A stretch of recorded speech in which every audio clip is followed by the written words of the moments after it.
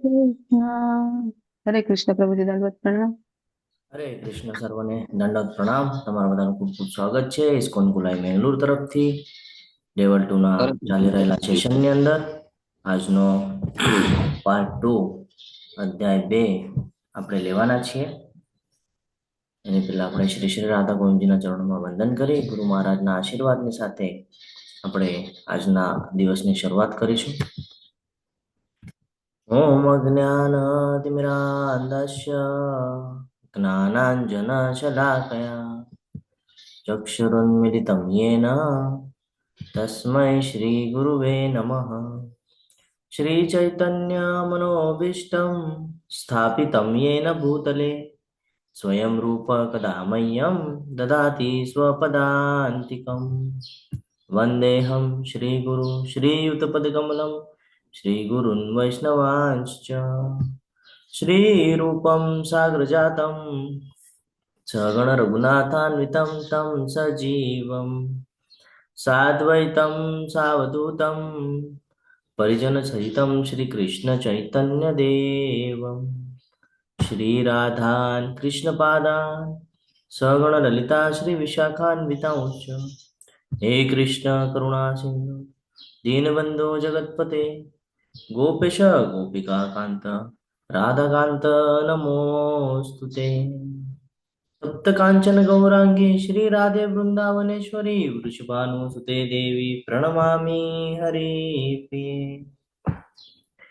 वाञ्छाकल्पतरुभ्यश्च कृपा सिन्धुभ्येव च पतितानां पावनेभ्यो वैष्णवेभ्यो नमो नमः.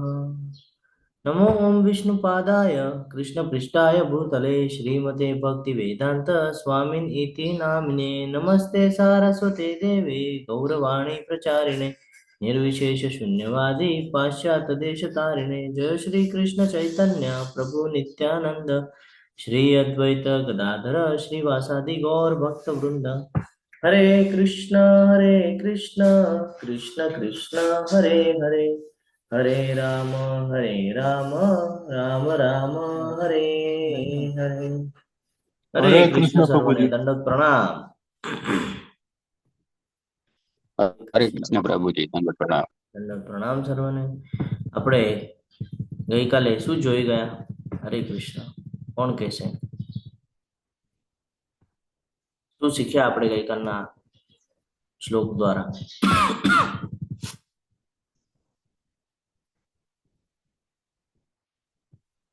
હરે કૃષ્ણ, ભૂલી ગયા?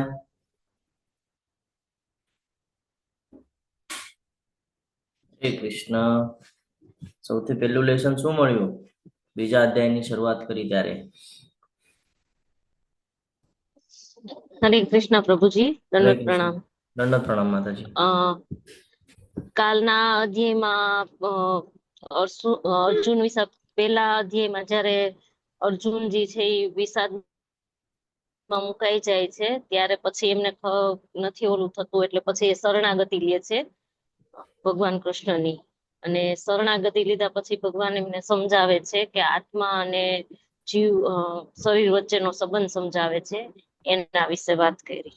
હરે કૃષ્ણ. અને આત્માને બોલો હરે માતાજી. કૃષ્ણ.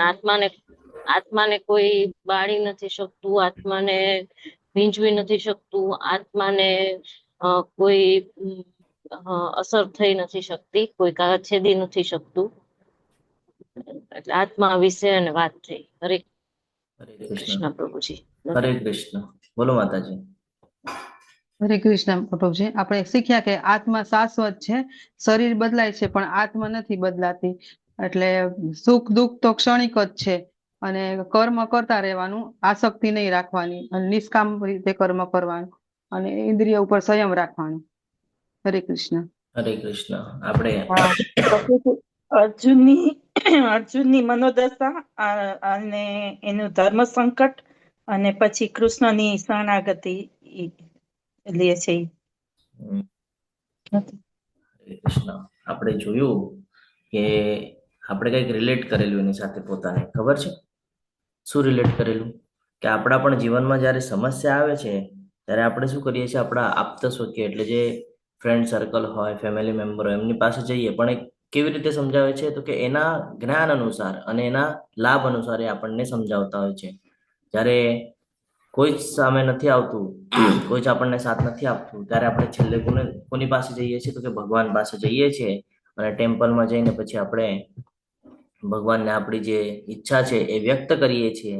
તો અર્જુનજી અહીંયા જે કહેતા હતા, આપણે પણ શરણાગતિ કરવાની છે, પણ શું કહેવાનું છે ભગવાનને? હંમેશા મારા માટે કલ્યાણકારી હોય એ જ્ઞાન મને જોઈએ છે ને. આપણે ભગવાન પાસે જઈને આપણે અલગ અલગ વસ્તુઓ માંગીએ છીએ, એ બધું માંગવાની જરૂર નથી. ભગવાનને ઓલરેડી ખબર છે કે તમને શું આપવાનું છે, શું નથી આપવાનું છે ને. તો તમારે એમની પાસે એવી રીતે માંગવાનું કે મારી માટે જે કલ્યાણકારી હોય એ તમે કહેવાની મને કૃપા કરો. અહીંયા પણ એવી જ રીતે વર્ણન કરવામાં આવેલું છે. અને જ્યારે ગુરુ શિષ્યનું સંબંધ બતાવે છે અર્જુનજી, ત્યારે ભગવાન જ્ઞાન આપવાની શરૂઆત કરે છે.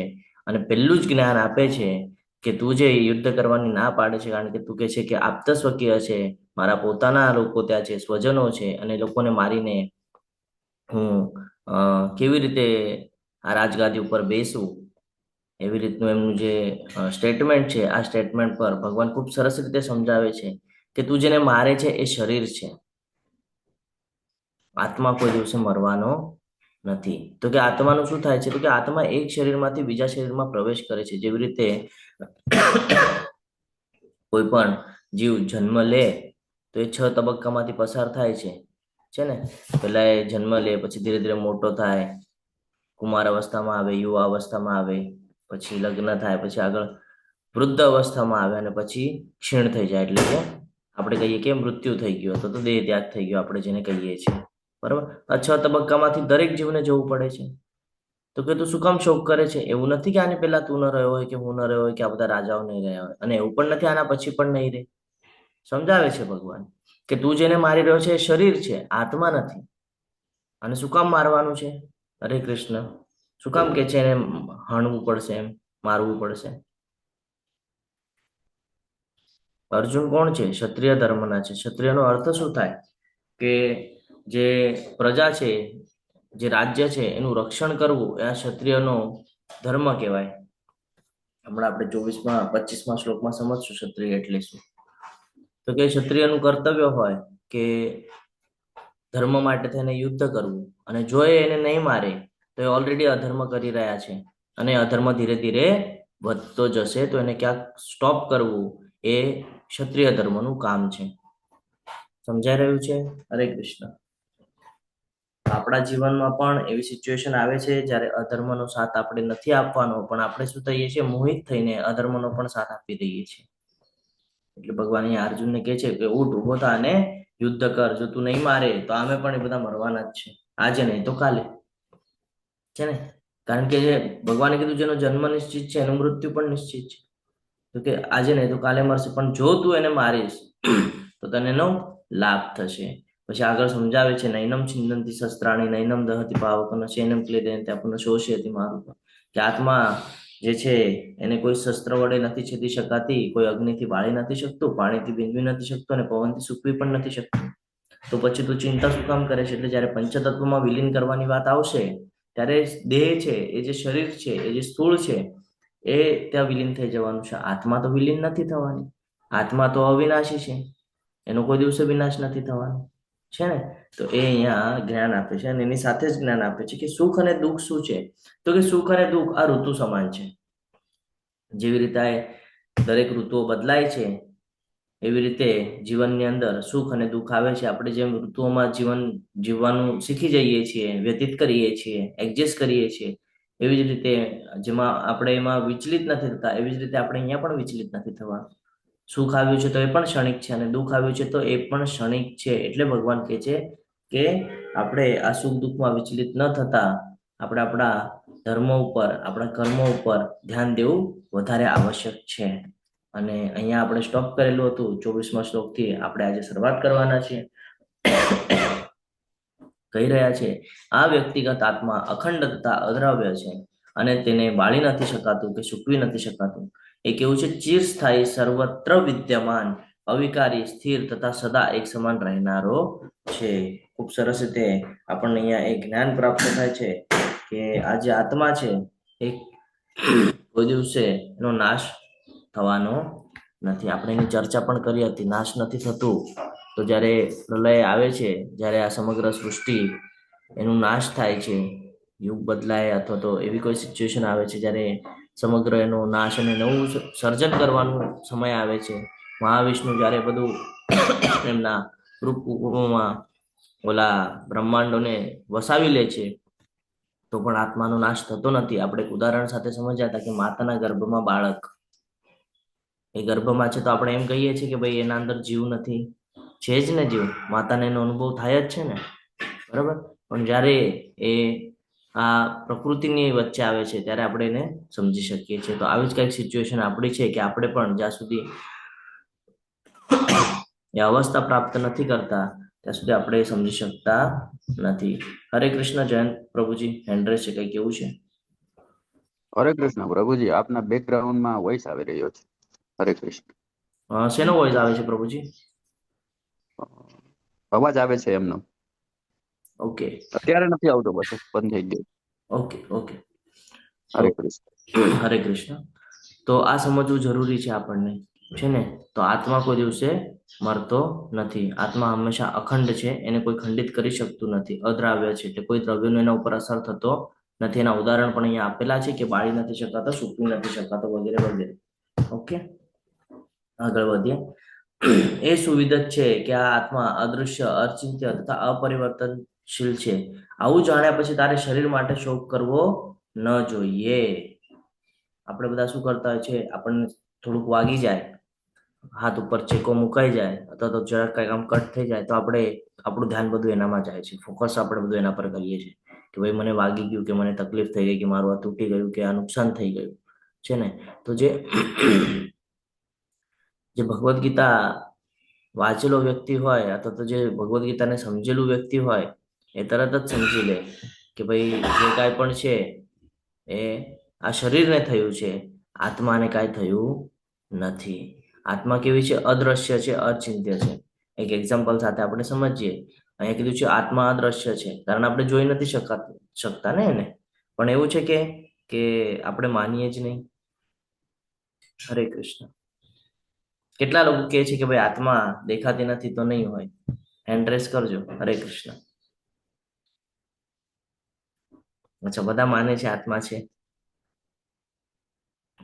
તમને કોઈ પૂછે પ્રશ્ન એવી રીતે કે ભાઈ પ્રૂફ કરીને દો આત્મા છે એમ, આત્મા અને શરીરનો જે ડિવાઇડેશન છે એ ક્લિયર કરીને દો, તમે કેવી રીતે કરીને આપશો? પૂછે ને આપણને કોઈ ક્વેશ્ચન આવી રીતે કે ભાઈ તમે ભગવદ્ ગીતાનું અધ્યયન કરો છો તો ચલો મને આનો આન્સર આપો એમ કરીને પૂછે તો શું આન્સર આપશો? શું લાગે છે તમને, શું કહી શકાય? તમે શું પ્રભુજી સવારમાં તમે પ્રશ્ન કરો એ અમારથી ન ફાવે જવાબ દેવું, હે ને? હરે કૃષ્ણ પ્રભુજી. શરીરમાંથી બરાબર. આત્મા જતી રહે તો પ્રાણ જતી રહે તો મનુષ્ય મૃત્યુ પામે. ઓકે, હજી આત્મા તો દેખાતી જ નથી, કેવી રીતે પ્રૂફ કરશો? બે એવા પોઈન્ટ છે જેના ઉપરથી આપણે પ્રૂફ કરી શકીએ. સૌથી પહેલો પોઈન્ટ તો એમ સમજી શકાય કે આપણે આપણા પરદાદાને ને એ લોકોને જોયું છે? નથી જોયું, પણ છે ને, હતા ને, હતા ત્યારે જ આપણે આવ્યા ને. આ તો એક્સેપ્ટ કરવું પડશે ને કે આપણે કોકના વંશજ છીએ, કોઈકને કોઈક ઋષિઓના આપણે વંશજ છીએ. આ તો એક્સેપ્ટ કરવું પડશે ને, હા કે નહીં? હા પ્રભુજી. આપણે જોયું નથી, બરાબર, તો આપણે એમ કહેશું નહીં એ છે જ નહીં, હતા જ નહીં. આપણે એમ કહેશું જોયું નથી તો આપણને માનવું પડશે ને. આપણે ક્યાંક ફોટામાં જોયું, ક્યાંક જોયું, એવી રીતે જોયું છે તો આપણને માનવું પડશે ને. પણ દેખાય છે કે આપણને અત્યારે એ લોકો નથી દેખાતા. બીજી બાબત એટલે આપણે હવાનો અનુભવ કરી શકીએ છીએ. હવા છે આપણને સ્પર્શીને જાય તો આપણને ફીલ થાય, આપણને એનો અનુભવ થાય, પણ આપણે જોઈ શકીએ છીએ હવાને? નથી જોઈ શકતું. તો છે ને. તો એવી જ રીતે આત્મા પણ છે, બસ આપણે જોઈ નથી શકતા. હવે આત્મા કેવું છે? અચિંત્ય છે અને અપરિવર્તનશીલ છે. એનું પરિવર્તન નથી થતું, કોઈ દિવસે એનું પરિવર્તન નથી થતું. શેનું પરિવર્તન થાય છે? તો કે શરીરનું પરિવર્તન થાય છે. શરીર ડિમોલિશ થાય, પાછું નવું જનરેટ થાય, પાછું નષ્ટ થાય, પાછું જનરેટ થાય. તો આ શરીરનું થાય છે, આત્માનું થતું નથી. હવે આત્મામાં આપણને એ પણ સમજવું પડશે. હા શશી માતાજી બોલો. હરે કૃષ્ણ. હરે કૃષ્ણ. જેમ સાપ છે પોતાની કાચડી ઉતારી લે છે, એવી રીતે આપણા શરીરમાં પણ આત્મા વયો જાય છે અને શરીરની જે ખાલ છે એટલે કે શરીર રહી જાય છે અને આત્મા વયો જાય છે. સાપ જેમ કાચડી ઉતારે એવી રીતે આપણે ઉતારવાનું હોય છે. પછી જેમ કપડા છે એ પણ કપડા ઉતારીએ એવી જ રીતે આનું પણ એમ છે. શરીરને કપડા સાથે પણ આત્માને શરીરને સરખાવી શકાય. હરે કૃષ્ણ. હરિ બોલ. તો એ કે છે ભગવાન અહીંયા સમજાવી રહ્યા છે કે તું જેની માટે ચિંતા કરે છે ને, એકચ્યુઅલમાં તારે એની માટે ચિંતા કરવાની કોઈ આવશ્યકતા જ નથી. તું જેને મારું મારું કરે છે, ચિત્રકેતુની કથા આપણે સાંભળી છે, ચિત્રકેતુ મહારાજની છે ને, બાળકના એમાં આસક્તિ હતી, પછી બાળકનું મૃત્યુ થઈ જાય છે, પછી જયારે એમાં આત્માને પાછી બોલાવવામાં આવે છે તો પહેલો જ ક્વેશ્ચન પૂછે છે, ભાઈ કયા જન્મના પિતા છો? બરાબર. તો ભગવાન અહીંયા એ જ અર્જુનને સમજાવે છે કે તું જેની માટે ના પાડે છે ને કે મારે યુદ્ધ નથી કરવું, તો પેલા આ તારો ડાઉટ જ ક્લિયર કરી નાખવું કે તું જેને મારે છે એ શરીર છે, તારો ધર્મ છે ક્ષત્રિય રક્ષણ કરવું, અધર્મનો નાશ કરવો, આ તારું ધર્મ છે, આ તારું કર્મ છે, અને તું એનાથી ભાગે છે, આ ખોટું છે. તો તારે ઉભો થા અને યુદ્ધ તો તારે કરવું જ પડશે. એવી રીતે અહીંયા એને સમજાવે છે. આત્માના બાબતમાં પણ જ્ઞાન આપે છે કે આત્મા કેવી છે, અદ્રશ્ય છે. તો એમ નહીં માનવાનું કે ભાઈ નથી જ, છે, અસ્તિત્વ છે, એનું કેવું છે, અચિંત્ય છે, બરાબર, અને અપરિવર્તનશીલ છે, એનું પરિવર્તન થવાનું નથી, અવિનાશી છે, ચિરસ્થાયી છે, પુરાતન છે અને સનાતન છે. આગળ વધીએ તો ભગવાન કે છે અથ ચૈનમ નિત્યજાતમ નિત્યવામન્યસે મૃતમ તથાપિ ત્વમ મહાબાહો નૈનમ છેવચિતુમર્હસી. મહાબાહો, હે મહાબાહો, જો તું એમ વિચારતો હોય કે આત્મા એટલે કે જીવનના લક્ષણો સદા જન્મે છે અને હંમેશ માટે મૃત્યુ પામે છે, તો પણ તારે શોક કરવાનું કોઈ કારણ નથી. જેવું માનતો પણ હોય તું. હા શ્રેયા માતાજી બોલો. હરે કૃષ્ણ. હરે કૃષ્ણ પ્રભુજી. આ મહાબાહુ છે એ અર્જુન છે કે કોણ છે? અર્જુન જ છે. મહાબાહો કરીને સંબોધન કરેલું છે, વ્યંગ કરેલો છે એમની સાથે. ઓકે. હા, શું કામ કરેલો છે ને એ હમણાં આપણે સમજશું. તો ઓકે પ્રભુજી. હા, તો કે છે કે જો તું એમ વિચારતો હોય કે આત્મા હંમેશા જન્મે છે અને હંમેશ માટે મૃત્યુ પામે છે, તો પણ શોક કરવાનું કારણ નથી. કેમ? કારણ કે જ્યારે યોદ્ધાઓ હોય, બરાબર છે, આપણે એને બેઉ સાઈડથી સમજશું. આપણે એને ભૌતિક જગત સાથે પણ સમજવાનો પ્રયત્ન કરશું. સમજો કોઈ જગ્યાએ વિશ્વયુદ્ધ ચાલી રહ્યું છે, હા, કોઈ બે દેશની વચ્ચે, હમણાં યુક્રેન અને કંઈક ચાલી રહ્યું હતું, એવી રીતે ચાલે છે. તો એમાં જે ઉપયોગમાં લે એ રસાયણ હોય અથવા તો મનુષ્ય બળ હોય, બરાબર, તો એમાં નષ્ટ પામે, ઘણું બધું યુઝ થાય છે ને, રસાયણ પણ ઘણું બધું યુઝ થાય, અને જે યોદ્ધાઓ છે એ પણ એમાં વીરગતિને પ્રાપ્ત થઈ જાય છે. આપણે ઘણી વાર સાંભળી પણ લઈએ છીએ કે આટલા લોકો મરાયા, એટલા લોકો મરાયા, બરાબર. તો જે ક્ષત્રિય ધર્મ હોય ને, ક્ષત્રિય ધર્મનું કામ જ એ છે. શું કામ છે ક્ષત્રિય ધર્મનું?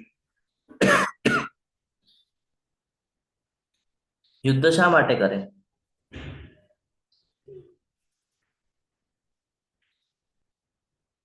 રાજ્ય વ્યવસ્થા વ્યવસ્થિત રીતે ચાલે, પ્રજાને એનું તકલીફ ન થાય, પ્રજાનું પતન ન થાય, પ્રજાનું નુકસાન ન થાય, રાજ્યનું નુકસાન ન થાય, અધર્મનો ફેલાવો ન થાય, આ બધી બાબતો માટે તેને યુદ્ધ કરવામાં આવતું હોય છે, બરાબર છે. તો જો તું એમ માનતો પણ હોય કે આત્મા હંમેશા જન્મે છે અને હંમેશા મૃત્યુ પામે છે, તો પણ તારે ચિંતા કરવાની જરૂરત નથી. તારે એની સાથે કઈ લેવા દેવા જ નથી ને. પહેલી વાત, જ્યારે કોઈ યુદ્ધ ચાલતું હોય તો એમાં કેટલું બધું રસાયણ યુઝ થઈ જતું હોય છે, કેટલું બધું યુઝ કરી નાખવામાં, તો એની કોઈ ચિંતા કરે છે કે ભાઈ આટલું બધું યુઝ થઈ ગયું? જરૂરત નથી, કરવું પડ્યું, કરવું જ પડે છે. તો એવી રીતે તારું કર્તવ્ય છે, તું ભાગ નહીં કર્તવ્યથી.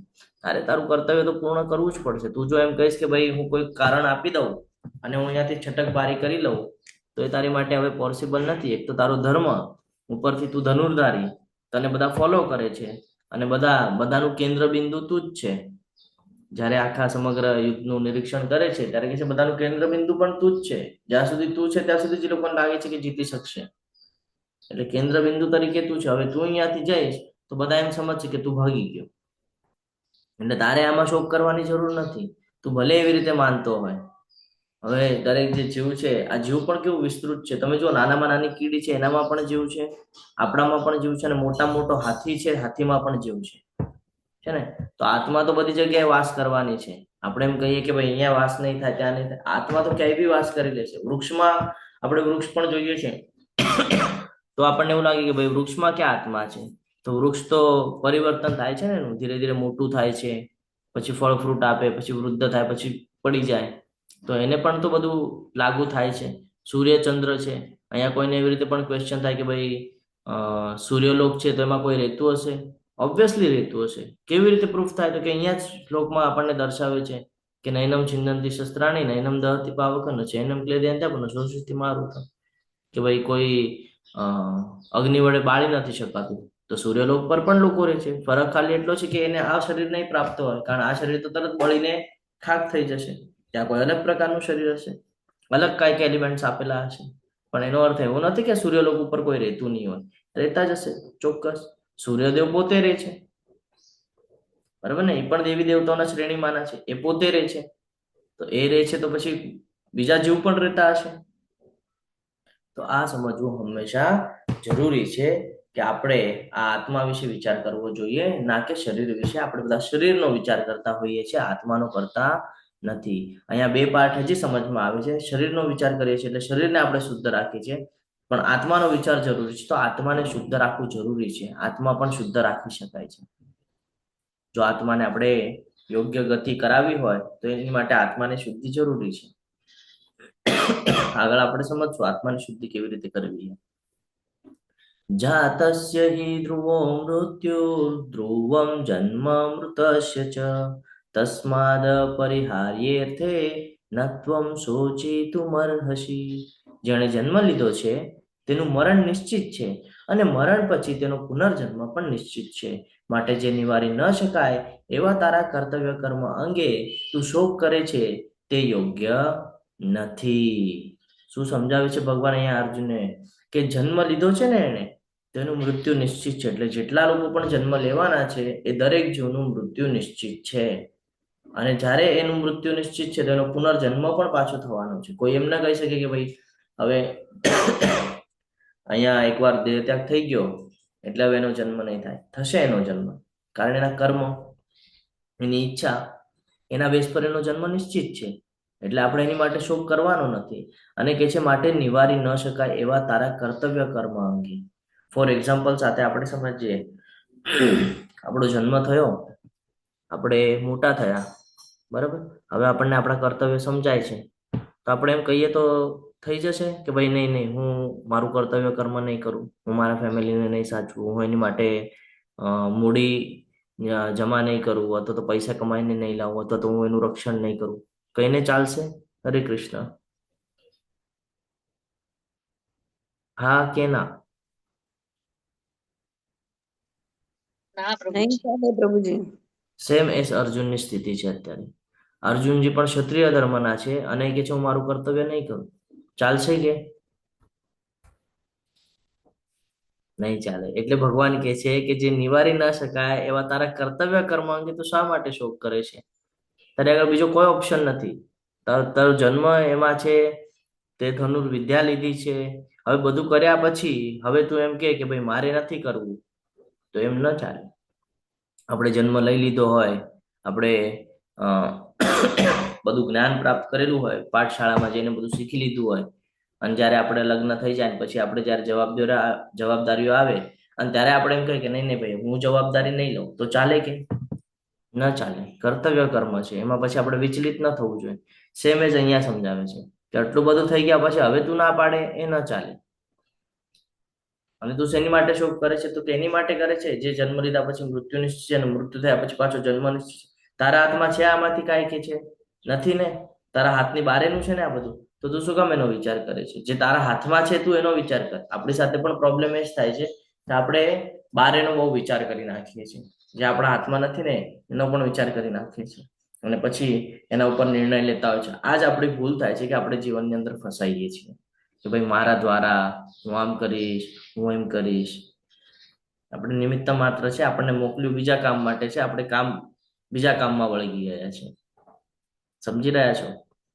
આપણને મનુષ્ય યોની આપીને આપણને ચાન્સ આપવામાં આવેલો છે કે તું ભલે તારા ભોગ ભોગવ, તને જે ઈચ્છાઓ છે ને તું કર ધીરે ધીરે પૂરી, કાંઈ વાંધો નથી, પણ એની સાથે તું તારું કર્તવ્ય કર. તો આપણે એને કર્તવ્ય નથી સમજતા, આપણે ભૌતિક જગતને આપણું કર્તવ્ય સમજીએ છીએ અને જીવન વ્યતીત કરીએ છીએ. છે ને, થાય ને આપણી સાથે આવું.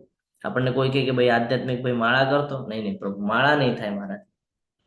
આ આપણું સ્ટેટમેન્ટ છે, જેમ અહીંયા અર્જુનજી સ્ટેટમેન્ટ આપે છે કે નહીં નહીં મારાથી નહીં થાય, એવી રીતે આપણું પણ સ્ટેટમેન્ટ, પૂજા નહીં થાય ભગવાનની, માળા નહીં થાય મારાથી, નહીં નહીં ભાગવત ગીતા નહીં વાંચી શકું, એ સમજાતી નથી. આપણા એવા બધા પ્રોબ્લેમ હોય છે ને. સેમ એજ અહીંયા અર્જુનજીને પણ એવી જ રીતે ભગવાન સમજાવે છે કે જે તારા હાથમાં નથી તું એનો શું કામ ચિંતા કરે છે, જે તારા હાથમાં છે તું એનો વિચાર કર ને.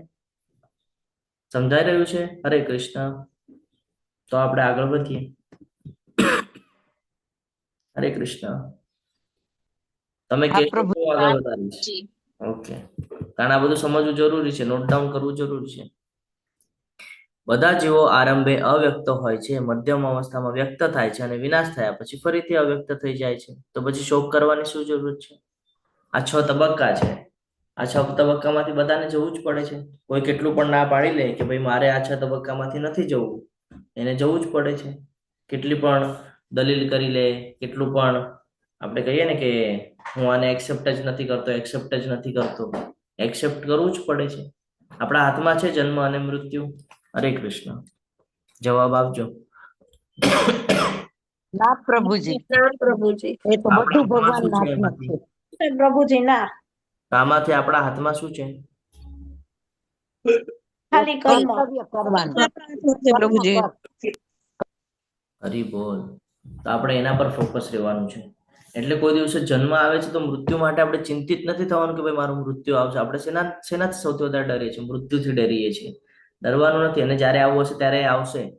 એના સમય આવવાનું છે. આપણને જે સમય મળ્યો છે ને એનો તક સાધીને આપણે એનો લાભ લેવાનો છે કે ભાઈ અત્યારથી જ ચાન્સ મળ્યો છે, જ્ઞાન પ્રાપ્ત થયું છે, તો લાવ હું એને સુધારી લઉં.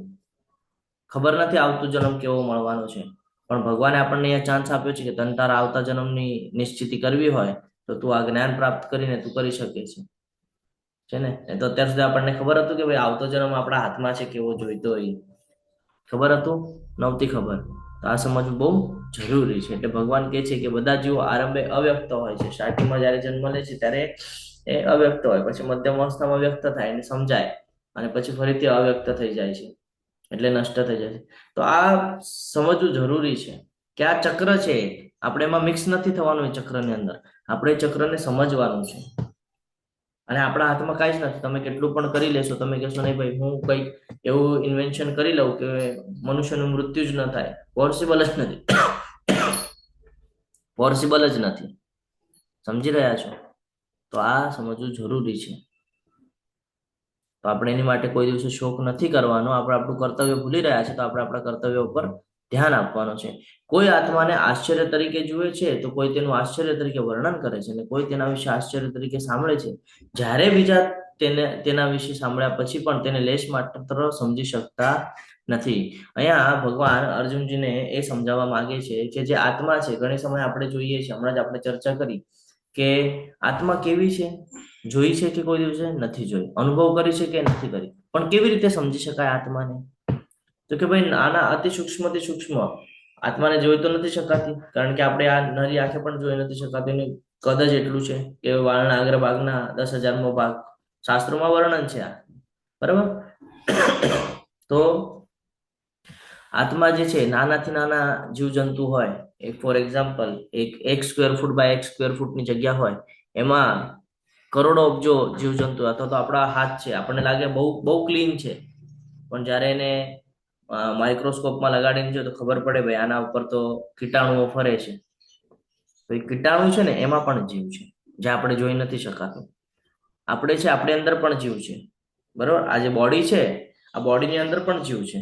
ત્યારે હું તમારી સાથે ચર્ચા કરી શકું છું. અને મોટા મોટા પ્રાણી, પશુ, પક્ષી જે છે એમાં પણ જીવ છે. તો શું તમે એમ માનશો કે નહીં એ અલગ છે, આ અલગ છે, આ અલગ છે? તો બધાની અંદર જીવ જ ને. તો બધા ભગવાનના અંશો છે. એટલે કોઈ આત્માને આશ્ચર્ય તરીકે જોવે છે. આશ્ચર્ય શું જોવે છે કે ભાઈ આ કેવી રીતે પોસિબલ છે? પણ છે ને, માનવું તો પડે છે ને, એક્સેપ્ટ તો કરવું પડે છે ને કે અંદર જીવ છે. જ્યારે એ જીવ નીકળી જાય છે તો ચેતન તત્વ પૂરું થઈ જાય છે. ચેતન તત્વ પૂરું થાય છે તો એ બોડી કાંઈ જ કામની રહેતી નથી, એના અંદરની હલનચલન પ્રક્રિયા જ બંધ પડી જાય છે. તો કોઈ એને આશ્ચર્ય તરીકે વર્ણન કરે છે અને કોઈ તેના વિશે આશ્ચર્ય તરીકે સાંભળે છે, જ્યારે બીજા તેના વિશે સાંભળ્યા પછી પણ તેને સમજી શકતા નથી. તો ભગવાન ઇનડાયરેક્ટલી ફોકસ કરાવી રહ્યા છે આત્મા ઉપર, ના કે શરીર ઉપર. ક્લિયર છે? કોઈ આત્માને આશ્ચર્ય તરીકે જોવે છે, કોઈ તેનું આશ્ચર્ય તરીકે વર્ણન કરે છે, ને કોઈ તેના વિશે આશ્ચર્ય તરીકે સાંભળે છે, જ્યારે બીજા કોઈ તેના વિશે સાંભળ્યા પછી પણ તેને લેશ માત્ર સમજી શકતા નથી. અહીંયા કઈક 30 નંબરનો શ્લોક, અહીંયા અનુવાદમાં અલગ અનુવાદ છે, આપણે વાંચીએ. હે ભરતવંશી, શરીરમાં રહેનારો આત્મા સનાતન છે અને તેનો ક્યારેય વધ કરી શકાતો નથી, માટે તારે કોઈ પણ જીવ માટે શોક કરવાની જરૂરત નથી. અહીંયા ક્લિયર કરે છે આત્મા એ નાશવંત છે, એનું કોઈ દિવસે નષ્ટ થવાનું નથી અને તારે એની માટે કોઈ દિવસે શોક કરવો જોઈએ નહીં. જેની માટે તું અત્યારે શોક કરી રહ્યો છે એની માટે તારે શોક કરવાની કોઈ આવશ્યકતા નથી. તું તારું કર્તવ્ય ભૂલી રહ્યો છે અને તું અલગ લાઈન ઉપર જઈ રહ્યો છે, તું ભટકી રહ્યો છે, તું બ્રહ્મમાં જઈ રહ્યો છે. તો એ બ્રહ્મમાંથી તું બહાર નીકળ અને આ બધું કરવાની જે તું ના પાડે છે એ તારી માટે વ્યાજબી નથી. અહીંયા એના લક્ષણો કીધા છે ક્રમ વાઇઝ આત્માના. આખો અધ્યાય બહુ મહત્વનો છે. અહીંયા બાજુમાં જે કૌંસની અંદર જે નંબર લખ્યા છે ને એ શ્લોકના નંબર છે. તમારે જોઈએ તો આનો સ્ક્રીનશોટ તમે લઈ શકો છો કે શાશ્વત છે તો એ ક્યાં ખબર પડે છે? 12મા શ્લોકમાં, 18મા શ્લોકમાં, 20મા શ્લોકમાં, 21મા શ્લોકમાં, 30મા શ્લોકમાં. બરાબર. અપરિવર્તનશીલ છે, પછી અવિનાશી છે, અવિકારી છે, અમાપ છે. બરાબર. આત્માને કોઈ હણી નથી શકાતું, તેને કોઈ હણતું નથી, જન્મ અને મૃત્યુથી પરે છે. આત્મા કોઈ દિવસે જન્મ લેતી નથી તો એનું મૃત્યુ પણ થતું નથી. જન્મ મૃત્યુ કોને લાગુ થાય છે? તો કે પંચતત્વનું બનેલું જે શરીર છે એ શરીરને. શરીર શું કામ આપ્યું છે આપણને? શરીર એટલા માટે આપ્યું છે કે એ શરીર દ્વારા આપણે જર્ની નિશ્ચિત કરી શકીએ. એ જે આત્મા છે એની જર્ની નિશ્ચિત કરી શકીએ. ફોર એક્ઝામ્પલ, આપણે એક જગ્યાએથી આપણે લેવલ 1માં લીધેલું છે તો પણ હું તમને યાદ આવે એટલા માટે પાછું ક્લિયર કરું છું કે આપણને એક જગ્યાએથી બીજી જગ્યાએ જવું હોય તો આપણને ગાડીની જરૂર પડે. બરાબર. તો એ ગાડી એટલે શરીર અને એનો ડ્રાઈવર એટલે કે આત્મા. ઓકે, એવી રીતે આપણે સમજવાનું છે. કારણ કે જસ્ટ એક જગ્યાએથી બીજી જગ્યાએ જવું હોય તો આપણને કોઈને કોઈ વાહનની ઉપલબ્ધિ જોઈએ. એવી જ રીતે આપણા આત્માને એક જગ્યાએથી બીજી જગ્યાએ જવું હોય, એક શરીરમાંથી બીજી શરીરમાં પ્રવેશ કરવો પડે છે. એક લોકમાંથી બીજા લોકમાં જવું હોય તો એની માટે અલગ અલગ યોનિઓ પ્રાપ્ત કરવી પડે છે. આગળ તો કે ક્યારેય જન્મ્યો નથી અને જન્મવાનો પણ નથી, જન્મ લેતો પણ નથી, અજન્મા છે, ચિરસ્થાયી છે, પુરાતન છે, અવિકારી છે, શસ્ત્રથી ટુકડા નથી કરી શકાતા, આગથી બાળી નથી શકાતું, પાણીથી ભીંજવી નથી શકાતું, પવનથી સૂકવી નથી શકાતું, અખંડ છે, એને કોઈ ખંડિત નથી કરી શકતું, અદ્રાવ્ય છે, કોઈ દ્રવ્યનો એના ઉપર અસર થતો નથી, બાળી કે સૂકવી નથી શકાતું, ચિરસ્થાયી છે, સર્વત્ર વિદ્યમાન છે. હમણાં આપણે કીધું કે નાનાથી નાના કણની અંદર પણ એ વિદ્યમાન છે, આપણામાં પણ વિદ્યમાન છે અને હાથી, પશુ, પ્રાણી જે કાંઈ છે મોટામાં મોટું એમાં પણ એ વિદ્યમાન છે. વૃક્ષની અંદર પણ વિદ્યમાન છે, આપણે ચર્ચા કરી દીધી. પછી કે અવિકારી છે, કોઈ વિકાર થતો નથી, એને સ્થિર છે. બરાબર. એને તમે સ્થિર એટલે શું કે ભાઈ એનું તમે નષ્ટ નથી કરી શકવાના કોઈ દિવસે, સદા એક સમાન રહે છે. આત્મા જે છે એનું જે કદ ને બધું નિશ્ચિત કરેલું છે એ હંમેશા એક સમાન જ હોય છે. બધા સરખા છે એટલે કે છે ને બધાને સમાન નજરે જુઓ, બધાને સમાન નજરે જુઓ. ભગવદ ગીતામાં જ આવશે સમદર્શિન, પંડિતા સમદર્શિન કે છે, સમાન નજરથી જોવું. શું કામ કે છે? એટલા માટે જ કે છે. અદ્રશ્ય છે, કેમ તો કે દેખાતું નથી. અનુભવ તો કે ભાઈ અનુભવ પણ અમુક સમય થાય, અમુક સમય ન થાય. ક્યારે થાય આત્માનો અનુભવ? હરે કૃષ્ણ. ક્યારે થાય આત્મ સાક્ષાત્કાર? ક્યારે થાય? હરે કૃષ્ણ. જ્યારે આપણે ભગવાનના ચરણોમાં જઈએ છીએ. હા, જ્યારે આપણે ભગવાનના સાનિધ્યમાં હોય, કન્ટિન્યુઅસ ભગવાનની અનન્ય ભક્તિ કરતા હોય તો આપણને જ્ઞાન થઈ જાય, આત્મ સાક્ષાત્કાર થઈ જાય. એટલે આ સમજવું જરૂરી છે ને. અચિંત્ય છે, એને ચિંતી ન શકાય એવું છે, અદ્ભુત છે. બરાબર.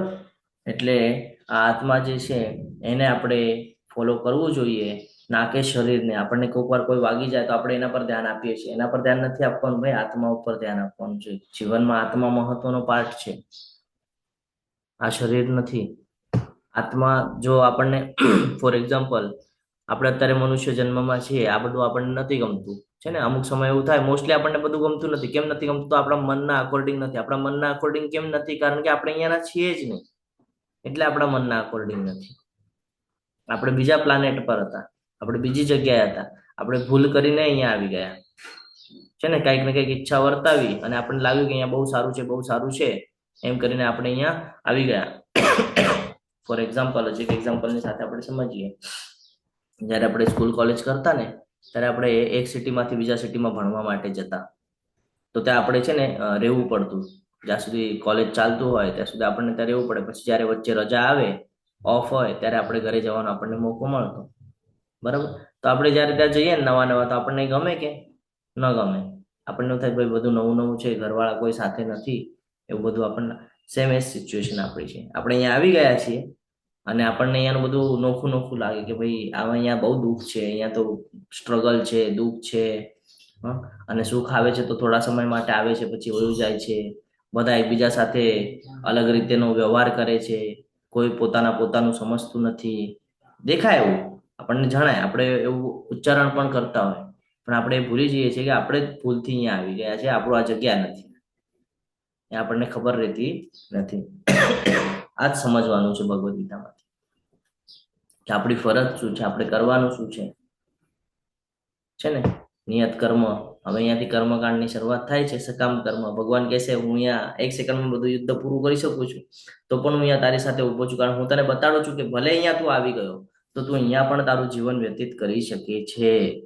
તો એ કેવી રીતે કરવાનું છે એ હવે અહીંયા આપણને સમજાવશે. કારણ જો જન્મ તો મળેલો છે, આપણે એમ કહીને ચાલશે કે ભાઈ મારે અહીંયા નથી જીવન વ્યતીત કરવું. આવેલા છે, કરવું પડશે જીવન વ્યતીત. આપણા હાથમાં છે કે કાંઈ જ નથી. તો એમાં પણ તમે કેવી રીતે પોતાને ઢાળી શકો છો, એમાં પણ તમે કેવી રીતે મિક્સઅપ થઈને તમે મારા સુધી પહોંચી શકો છો, એ તમામ પ્રકારનું જ્ઞાન હવે અહીંયાથી શરૂઆત થશે. કર્મકાંડ એટલે કે સકામ કર્મ ફળની પ્રાપ્તિ નિયત ફરજો પૂર્ણ કરવાથી થાય છે, અને યુદ્ધ ન કરવાથી અધોગતિ એટલે કે નુકસાન થાય છે. યુદ્ધ ના કરવાનું જે બીજું કારણ હતું, કોઈ આનંદ નથી, એનો આ બોટલ તો ખુલ્લી છે અંદર, જો તો. હરે કૃષ્ણ. નથી જોતી ને? હરે કૃષ્ણ. હે? એટલે યુદ્ધ ન કરવાનું જે બીજું કારણ છે, કોઈ આનંદ નથી, એનો જવાબ હવે અહીંયાથી પ્રાપ્ત થશે. અહીંયા કે છે ફળની પ્રાપ્તિ, નિયત ફરજો શું છે એ અહીંયા આપણને જ્ઞાન થશે. શરૂઆત કરીએ. ક્ષત્રિય તરીકે તારા વિશિષ્ટ કર્તવ્ય ધર્મનો વિચાર કરીને તારે જાણવું જોઈએ કે તારા માટે ધર્મ અર્થ યુદ્ધ કરવાથી વધુ સારો કોઈ ઉદ્યમ નથી, અને તેથી તેમાં જરા પણ અચકાવવાની જરૂર નથી. શું કે છે? ક્ષત્રિય તરીકે તારા વિશિષ્ટ કર્તવ્ય ધર્મનો વિચાર કર. ક્ષત્રિય એક એક્ઝામ્પલ સાથે સમજીએ આપણે. બ્રાહ્મણો ભગવાનની ઉપાસના કરે, ખૂબ મોટા હોમ હવન કરે, ભગવાનનું ધ્યાન ધરે, અને પછી સ્વર્ગની પ્રાપ્તિ પ્રાપ્ત કરે છે ને, જાય છે. ઘણા બધા બ્રાહ્મણો સ્વર્ગની પ્રાપ્તિ કરે છે. ક્ષત્રિય માટે પણ પોસિબલ છે, ક્ષત્રિય પણ સ્વર્ગમાં જઈ શકે. કેવી રીતે? હરે કૃષ્ણ. કેવી રીતે જઈ શકે ક્ષત્રિય? ક્ષત્રિય છે તે હરે કૃષ્ણ, ક્ષત્રિયો છે તે પોતાની એ રક્ષા કરવી એવો એનો ધર્મ છે, અને એ ધર્મ બજાવે એટલે એને પણ સ્વર્ગ જ મળે. કર્તવ્ય પોતાનું પૂરું પાડે એટલે એને સ્વર્ગની પ્રાપ્તિ થાય, એમ ભગવાન કહે છે. હરે કૃષ્ણ. હરે કૃષ્ણ. હરિ બોલ. હા, ઈલા સુંદરી દેવી માતાજી બોલો. હરે કૃષ્ણ. ધર્મનું રક્ષણ કરીને. હરિ બોલ. ખૂબ સરસ. તો આપણે અહીંયાથી એ શીખ લેવાની છે કે આપણે પણ આપણા નિયત કર્તવ્ય કર્મનું હંમેશા ધ્યાન રાખવાનું છે કે આપણે અહીંયા આવ્યા છે તો આપણું કર્તવ્ય કર્મ શું છે. આપણને એમ લાગે કે આ ભૌતિક જગત સાથે સંકળાયેલું જે કાંઈ છે ને, એ આપણું કર્તવ્ય કર્મ છે. એ તો આપણને વાસ્તવ્ય હવે અહીંયા જીવન વ્યતીત કરવા માટે જ જરૂરી છે, પણ આપણે એમાં એટલા બધા ઇન્વોલ્વ થઈ ગયા છે કે એને વધારે પ્રમાણમાં કરવાનો પ્રયત્ન કરીએ છીએ, છે ને. ભગવાને જેને જન્મ આપ્યો છે એનું રક્ષણ પણ ભગવાન કરી જ લે છે, એને ભૂખ્યો રાખતો નથી. ભગવાન કોઈને જોયું છે કોઈ દિવસે કોઈ ભૂખ્યું રહી ગયું નથી રહેતા, ક્યાંક ને ક્યાંક એને મળી જાય છે. તો આપણે એના પર વધારે ફોકસ કરી નાખીએ છીએ. આપણે એના પર વધારે ફોકસ નથી કરવાનું, આપણે આપણું કર્તવ્ય કરવાનું છે કે મનુષ્ય યોની પ્રાપ્ત થઈ છે, તો મનુષ્યનું પ્રથમ કર્તવ્ય છે કે ભગવાનને ભૂલે નહીં, ભગવાનના શરણમાં રહે. આ એનું પ્રથમ કર્તવ્ય છે, કારણ કે એ બીજી જગ્યાએથી આવેલો છે. એને પાછું ક્યાં જવાનું છે? એના હોમ ટાઉનમાં જવાનું છે. તો એનું કર્તવ્ય એ ભૂલી રહ્યો છે. કર્તવ્ય શું છે? તો કે ભગવાનનું સાનિધ્ય જાળવી રાખવું, ભગવાનના સાનિધ્યમાં રહેવું, ભગવાનની સેવા કરવી, ભગવાનનું ભક્ત બનવું, આ એનું કર્તવ્ય છે. આ કરશે તો એને સ્વર્ગની પ્રાપ્તિ થશે, એટલે કે ભગવાનના ધામમાં જશે. નહીં કરે તો એનું પતન નિશ્ચિત છે. એ જ અહીંયા અર્જુનને સમજાય છે કે ક્ષત્રિય તરીકે તારા વિશિષ્ટ કર્તવ્ય ધર્મનો વિચાર કર. વિશિષ્ટ કર્તવ્ય ધર્મ એટલે શું? કે તું પણ સ્વર્ગની પ્રાપ્તિ કરી શકે છે જો તું તારા ધર્મને નિભાવીશ તો. ધનુર્ધારી છે, ક્ષત્રિય છે. ક્ષત્રિયનો અર્થ જ એ થાય છે ને, ક્ષ એટલે જેનો ક્ષય થતો હોય. એટલે આ સમજવું જરૂરી છે કે ક્ષત્રિય ધર્મ છે તો તારે રાજ્યનું રક્ષણ કરવું પડશે, અધર્મનો નાશ કરવો પડશે. અને જો આ બધું મારે જ કરવું હોત તો પછી હું તને શું કામ અહીંયા યુદ્ધના મેદાન ઉપર આવવા દે? હું પોતે જ પૂરું કરી નાખત. તો ભગવાન કહે છે કે તારે તેની માટે તેને ધર્મ અર્થે યુદ્ધ કરવાથી વધુ સારો કોઈ ઉત્તમ નથી, અને તેથી તેમાં તારે અચકાવવાની કોઈ જરૂરત પણ નથી. અહીંયા ક્ષત્રિયનો અર્થ કીધું છે ક્ષતિથી રક્ષણ કરવું છે ને, જે ક્ષય કરે. શેનું ક્ષય કરે? તો કે ભાઈ અધર્મનું. ક્ષતિથી રક્ષણ કરવું, અને ત્રાયતે એટલે આપવું, રક્ષણ આપે એને કહેવાય. તો ક્ષત્રિયનું આ ધર્મ છે તો એને એનો ધર્મ નિભાવવો જોઈએ. એ ધર્મથી ભાગી રહ્યા છે, ના પાડી રહ્યા છે. હવે કેવી દુવિધામાં છે કે ભાઈ પેલા એવા એક એક કારણો આપ્યા ને એમણે કે ભાઈ એ મારા લોકો છે, તો ભગવાને એ ક્લિયર કરી દીધું કે ભાઈ તું મારા કરે છે, મારા તારા કાંઈ છે નહીં. બરાબર? એ અહીંયા આવ્યા છે, અધર્મ કરે છે, તારે એને રોકવા પડશે. કેમ? તો તું એ ધર્મમાં બેસેલો છે.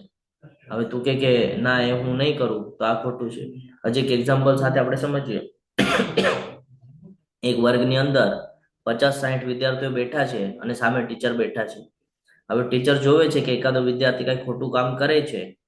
બરાબર? હવે જો એ ખોટું કામ કરે છે એને રોકશે નહીં તો શું થશે? આખા ક્લાસમાં બધા તોફાન કરશે. બરોબર? ધીરે ધીરે કરીને એનામાં જુસ્સો આવશે અને કહેશે ભાઈ ચલો ને, ટીચર તો કઈ બોલતા નથી, આપણે વધારે કરીએ. અને ધીરે ધીરે અધર્મ ફેલાતો જશે, એટલે ખરાબ બાબતો ફેલાતી જશે. આ જ થાય છે આપણી સાથે. આપણે જયારે કહીએ કે ભાઈ માળા કરો, તિલક કરો, ધોતી કુર્તા પહેરો, તો આપણે શું કહે છે? ના નથી કરવું. અને આનો જ લાભ બીજા લોકો ઉપાડી લે છે. અને પછી ધીરે ધીરે બધું એવું બધું એટમોસ્ફિયર ખરાબ થતું હોય, પછી આપણે જ ચર્ચા કરતા હોઈએ પેપરમાં કે ક્યાંક વાંચતા, આમ થયું, કાલે આવી ઘટના બની ગઈ, ઓલી ઘટના. કેમ બની? આપણે ધ્યાન ના આપ્યું ત્યારે બની. હવે આપણે એમ કહીએ કે પ્રભુ આપણે તો કરીએ પણ બીજા નથી કરતા. શરૂઆત પોતાથી કરવી પડશે ને આપણને. આપણે કરશું તો આપણને જોઈને 4 લોકો કરશે, એટલે આપણને કરવું પડશે. આપણી ઈચ્છા શું હોય કે ભાઈ હું નહીં બદલાવું, સામેવાળાને બદલાવું છું. આ જ સૌથી મોટો પ્રોબ્લેમ છે કે તમે જયારે સામેવાળાને બદલવાનો પ્રયત્ન કરશો ને તો એ તમારાથી બદલાશે નહીં. ભગવાન ભગવદ્ ગીતા દ્વારા આ સમજાવે છે આપણને કે ભાઈ બીજાને તમે જ્ઞાન આપવા જશો ને ડાયરેક્ટલી, તો એ જ્ઞાન લેશે નહીં, ભાગી જશે. એ તમને ઉલટું કહેશે. તો આવા લોકોને કેવી રીતે? તો કે પહેલા પોતાને એવી રીતે ઢાળી લ્યો કે તમારાથી આકર્ષિત થાય, અને જયારે આકર્ષિત થશે ને તો એની મેળે બુદ્ધિ આવશે કે શું કરવાનું છે, શું નથી કરવાનું. ભગવાન કહે છે. હજી એક એક્ઝામ્પલ લઈએ કે આપણે બધા જ છીએ, બરોબર? જયારે આપણે ઇસ્કોન સાથે કનેક્ટ નહોતા ત્યારે આપણે પણ કેવી રીતે વર્તન કરતા હતા? ભૌતિક જગતમાં સંકળાયેલા હતા. હું તો મારું કહું, હું તો ભૌતિક જગતમાં સંકળાયેલો હતો. બરાબર? નવું હતું, પહેલા વાર ક્લાસ કર્યું, ખબર પડી, જ્ઞાન અર્જિત થયું. ધીરે ધીરે સ્વીકૃતિ આવી અને પછી એ માર્ગ સ્વીકારી લીધો. તો બધા સાથે આવી સિચ્યુએશન. આપણે ડાયરેક્ટ કોઈને ચેન્જ કરવા જશું તો ચેન્જ થશે ને. તો ભગવાન અહીંયા એ જ સમજાવે છે કે તું તારું જે ક્ષત્રિય ધર્મ છે ને તો એ નિભાવ. બીજા શું કરે છે એ તારું કામ નથી, તારે શું કરવાનું છે ને એ તારું કામ છે. તું કારણો નહીં આપ મને.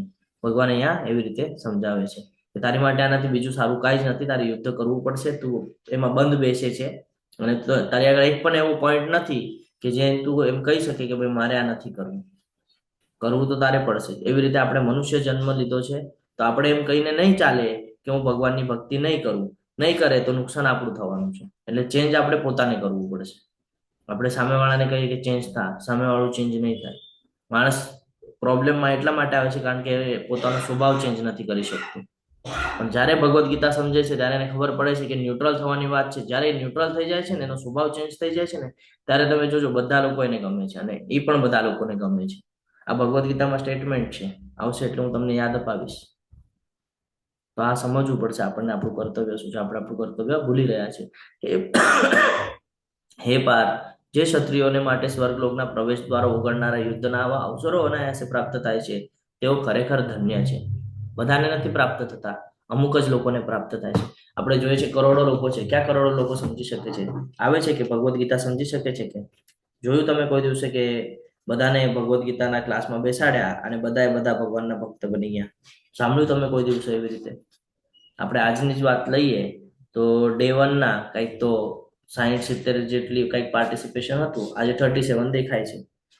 એના ઉપરથી આપણે સમજી શકીએ કે બધાને આ અવસર નથી પ્રાપ્ત થતો છે ને. ક્ષત્રિયો માટે જે સ્વર્ગના પ્રવેશ દ્વારા ઉગડનારા યુદ્ધના આવા અવસરો, એટલે કે જ્યારે તું યુદ્ધ કરીશ તો બે જ કારણ થશે. એક તો વીરગતિને પ્રાપ્ત થઈ જઈશ તો પણ તને સ્વર્ગની પ્રાપ્તિ થશે, એ જ અહીંયા સમજાવે છે. અને આવા અવસરો ઘડે ઘડે નથી મળતા. તો આપણને પણ આ અવસર પ્રાપ્ત થયો છે. શું અવસર પ્રાપ્ત થયો છે? કે આપણને આ જ્ઞાન પ્રાપ્ત થયું છે અને આપણને ક્લિયરન્સ મળ્યું છે કે આપણે શું કરવાનું છે. એટલે આપણી માટે પણ સ્વર્ગના પ્રવેશ દ્વારો ઓપન થઈ રહ્યા છે. સમજાઈ રહ્યું છે? જેમ અર્જુનજીને આ યુદ્ધ મળ્યું એવી રીતે આપણને આ ભગવદ્ ગીતાનું જ્ઞાન મળેલું છે. અને આપણે હવે આપણી સાથે જ યુદ્ધ કરવાનું છે. શું યુદ્ધ કરવાનું છે? તો કે ભાઈ આ ઇન્દ્રિય તૃપ્તિના સાધનો છે આ ભૌતિક જગતના, એને આપણે કંટ્રોલમાં લાવવાના છે. અને જ્યારે એને કંટ્રોલમાં લાવશું ત્યારે આપણે ભગવાનની તરફ ધ્યાન આપી શકશું. કારણ કે આપણું આખું મન, બુદ્ધિ બધું એમાં લાગેલું છે. જ્યારે 100% તમે એમાં લગાડી રાખ્યું છે, તમે કેટલો પણ પ્રયત્ન કરશો ભક્તિનો, તો ભક્તિ કરી શકવાના છો કે નહીં?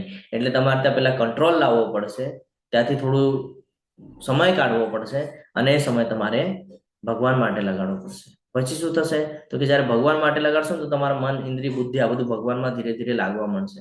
હવે તમે જે સમય અહીંયા દઈ રહ્યા હતા ભૌતિક જગતમાં, એ હવે તમે આધ્યાત્મિક બાબતો માટે દો છો. ધીરે ધીરે એ બેલેન્સ થઈ જશે. પછી એવું થશે કે તમે સવારે ઉઠવાથી લઈને રાતના સુવા સુધી ધીરે ધીરે એને બેલેન્સ કરતા શીખશો.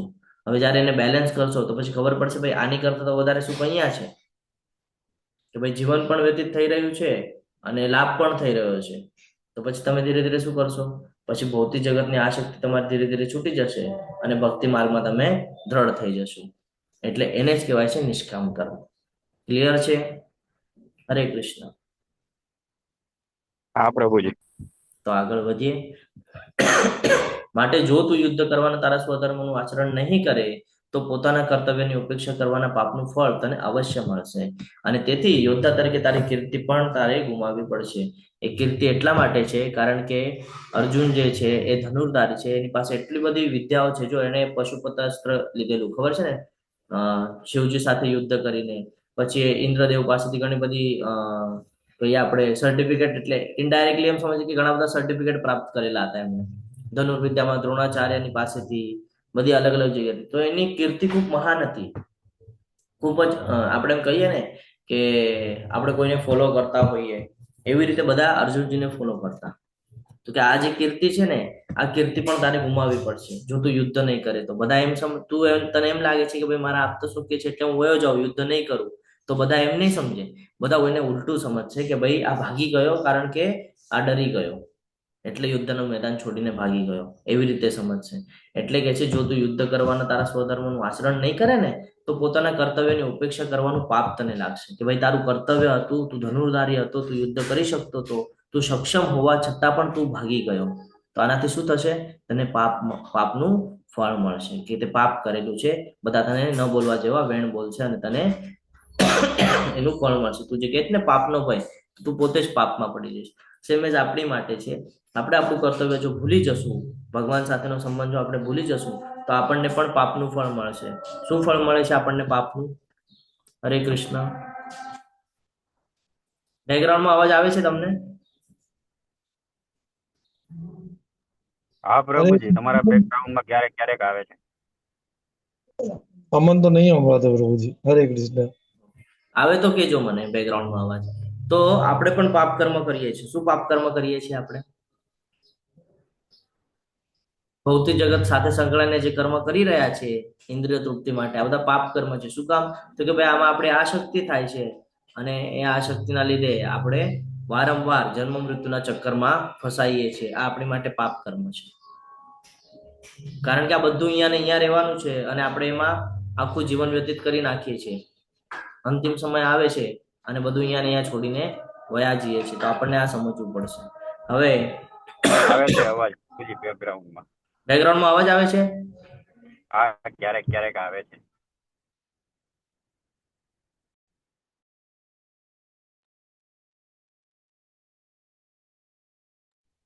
તો લોકો હંમેશા તારા અપયશનું વર્ણન કરતા રહે છે અને સન્માન પાત્ર વ્યક્તિ માટે અપયશ તો મૃત્યુથી પણ વધારે ખરાબ છે. એટલે કે છે કે શું થશે કે ભાઈ તને જે સન્માન મળે છે અત્યાર સુધી, તારી જે વાહવા થાય છે એ પણ તારી વાહવા હવે તારા પાપનું કારણ બનશે. કેમ? તો કે ભાઈ તું અપયશ છે એવી રીતે. અપયશ એટલે કે ભાઈ તું ભાગી ગયો, તે યુદ્ધ ન કર્યું, એવી રીતે અહીંયા વર્ણન થશે. કોઈ એમ નહીં સમજે, તારી સારી બાબત કોઈ નહીં જોવે કે તારા અંદર સારા ગુણ છે, કે ભાઈ તે એમ કીધું કે ભાઈ મારા ફેમિલી વાળા છે ને મને એને નથી મારવું. આ સહાનુભૂતિ કોઈ નહીં રાખે કે છે. બધા ઉલટું સમજશે કે ભાઈ ક્ષત્રિય હતો અને ડરી ગયો એટલે ભાગી ગયો. સમજી રહ્યા છો? આપણી સાથે પણ કંઈક એવી સિચ્યુએશન થાય, આપણે શું કહીએ કે ભાઈ લોકો શું બોલશે, લોકો શું બોલશે. લોકો બોલવાનું જો આપણે વિચાર કરશું તો પૂરું. આપણી જે ગતિ છે એ આપણા હાથમાં છે, લોકોના હાથમાં નથી. સેલ્ફ કંટ્રોલ આપણા હાથમાં છે, લોકોના હાથમાં નથી. અને આપણે રિમોટ નથી બનવાનું કે કોઈ બટન દબાવે અને આપણે એના પ્રમાણે ચાલવું, એ ખોટી બાબત છે. એટલે આપણું જે અપયશ છે એ આપણા હાથમાં છે. આપણે અપયશ ન થઈએ, આપણે કોઈ દિવસે ફેલ ન થઈએ, એનું જે સર્વોપરી જે કહીએ ને આપણે નિર્ણય, એ નિર્ણય આપણા હાથમાં છે. એટલે આપણે આ જાણી લેવું જોઈએ કે આપણે શું કરવાનું છે ને શું નથી કરવાનું. બરાબર? જે મહાન યોદ્ધાઓ તારા નામ તથા યશ વિશે બહુ ઊંચો અભિપ્રાય ધરાવે છે, તેઓ માની લે છે કે ભયને કારણે રણ ક્ષેત્રને છોડી દીધું છે અને તેથી તેઓ તેને કાયર ગણશે.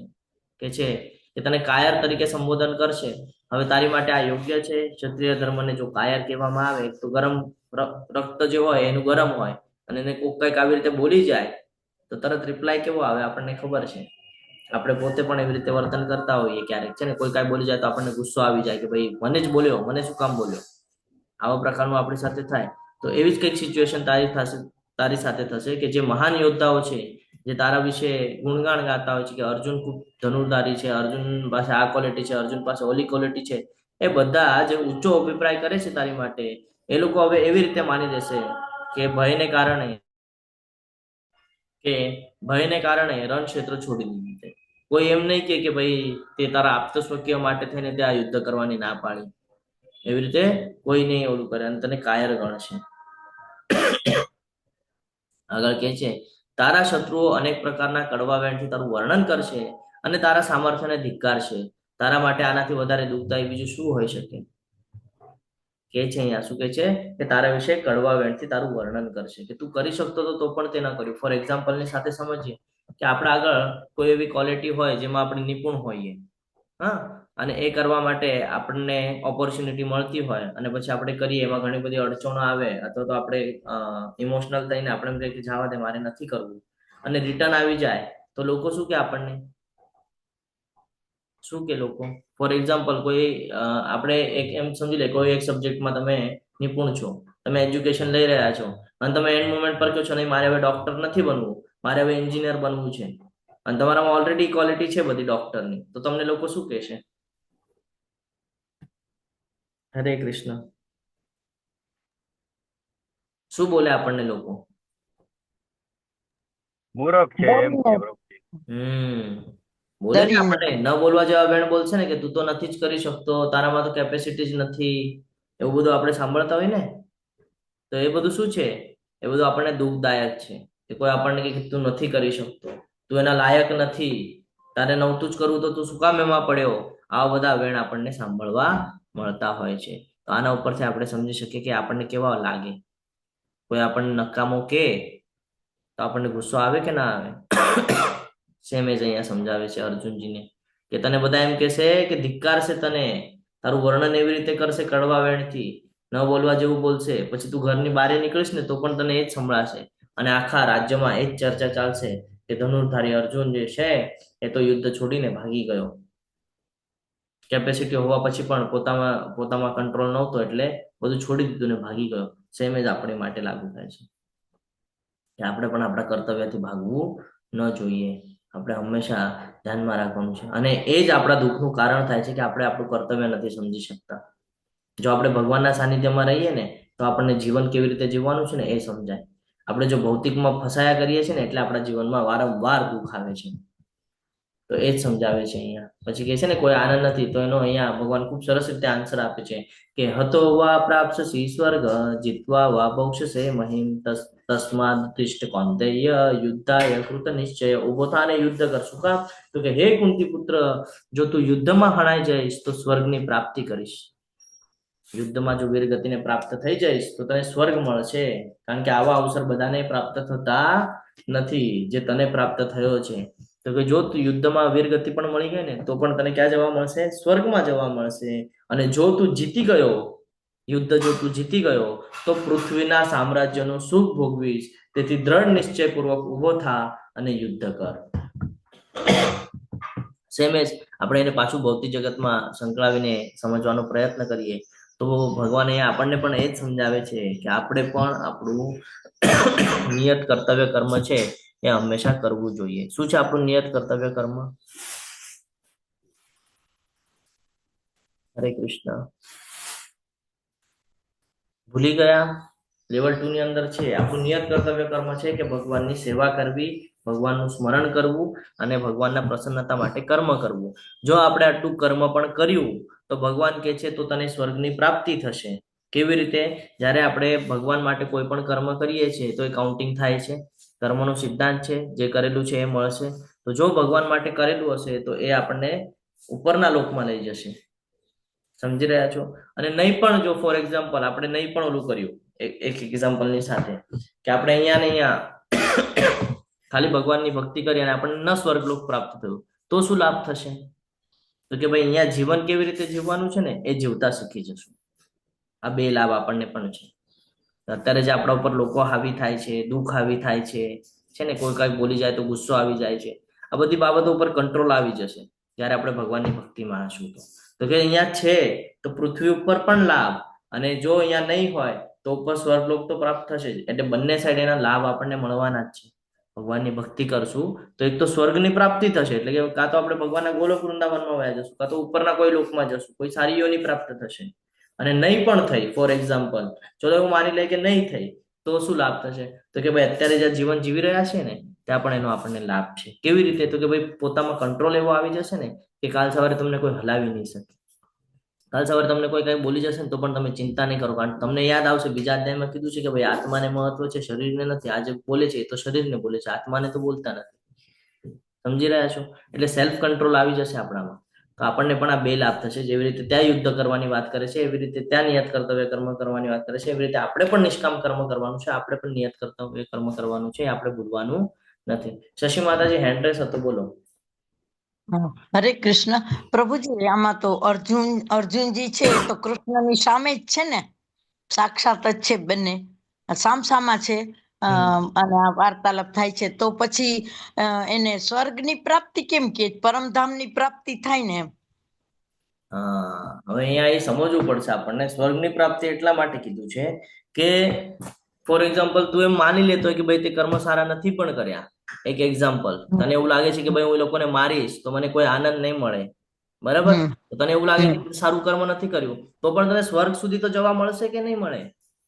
અચ્છા, એટલે સુધી મળશે એમ, બરાબર ને? આપણી માટે પણ આ જ લાગુ થાય છે. સમજો હવે આપણું અડધું જીવન તો વયું ગયું છે, હવે અડધું જીવન બચ્યું છે આપણું. હવે અડધા જીવનની અંદર જો આપણે ભગવાનની ભક્તિ કરી તો આપણને એટલીસ્ટ ઉપરનું લોક તો પ્રાપ્ત થશે કે નહીં થાય? સારા કર્મ કર્યા છે તો, કારણ કર્મનો સિદ્ધાંત છે ફરીને આવશે, તો આપણને ઉપરનું લોક પ્રાપ્ત થશે. ચલો આપણે એટલા બધા ખરાબ કર્મ કર્યા છે કે ઉપરનું લોક પણ નહીં, તો ભાઈ અત્યારે જ્યાં જીવન વ્યતીત કરીએ છીએ ત્યાં તો આપણું જીવન સુધરી જશે કે નહીં? ત્યાં તો આપણા ઉપર કોઈ હાવી નહીં થાય. જે અત્યારે આપણને નાની નાની બાબતોથી દુઃખ થાય છે, નાની નાની બાબતો આપણને વિચલિત કરે છે, આનાથી આપણે વિચલિત તો નહીં થઈએ. તો કે જ્યાં છે ત્યાં પણ ફાયદો, અને જો અહીંયા નહીં રહે તો આગળ પણ ફાયદો. એ ભગવાન અહીંયા સમજાવે છે. આપણે અહીંયા આપણા લાઈફ સાથે સરખાવીને એને આપણે સમજવાનો પ્રયત્ન કર્યો. એટલે કે છે કે હે કુંતી પુત્ર, જો તું યુદ્ધમાં હણાઈ જઈશ તો સ્વર્ગની પ્રાપ્તિ કરીશ, અથવા જો તું જીતી જઈશ તો પૃથ્વીના સામ્રાજ્યનું સુખ ભોગવીશ. તેથી દ્રઢ નિશ્ચયપૂર્વક ઉભો થા અને યુદ્ધ કર. આપણી માટે પણ લાગુ થાય છે કે આપણે પણ હવે આની માટે સતર્ક થવું જોઈએ, અને આપણે પણ આપણા પોતા સાથે યુદ્ધ કરવાનું છે. યુદ્ધ શું કરવાનું છે કે ભાઈ આ ભૌતિક જગતમાં જે આપણે સંકળાઈ ગયા છે એમાંથી આપણે ધીરે ધીરે નીકળવાનું છે. કર્મના બંધનમાંથી આપણે પોતાને બચાવવાનું છે. આજથી આપણે આ પ્રણ લેવા જોઈએ. અહીંયા અર્જુનજી જેમ સમજાવ્યું છે એવી રીતે આપણને પણ આ જ્ઞાન પ્રાપ્ત કરાવ્યું છે, તો આપણે પણ હવે આપણા જીવનની અંદર થોડું થોડું ચેન્જીસ લાવવો જોઈએ. યુદ્ધ ના કરવાનું જે કારણ છે પાપ. તો હવે અહીંયા એ પણ સમજાવે છે, સુખ દુઃખે સમય કૃત્વા લાભા લાભો જયા જયો તતો યુદ્ધાય યુજ્યસ્વ નૈવમ પાપમ અવાપ્સ્યસી. તું સુખ કે દુઃખ, હાનિ કે લાભ, જય કે પરાજય વિશે વિચાર કર્યા વગર યુદ્ધ કરવા ખાતર યુદ્ધ કર, અને આ પ્રમાણે કરવાથી તને કદાપી પાપ લાગશે નહીં. કારણ કે ભગવાન માટે એ કર્મ કરવાનું છે. શ્રી કૃષ્ણ ત્યાં ઉભા છે અને શ્રી કૃષ્ણ કહી રહ્યા છે અર્જુનને કે તારે કોઈ સુખ દુઃખની પ્રાપ્તિ માટે નથી કરવાનું, કોઈ હાનિ કે લાભ માટે નથી કરવાનું, કે જય પરાજય માટે નથી કરવાનું. તું મારા માટે થઈને કર્મ કરવાનું છે, મારી માટે થઈને તારે યુદ્ધ કરવાનું છે.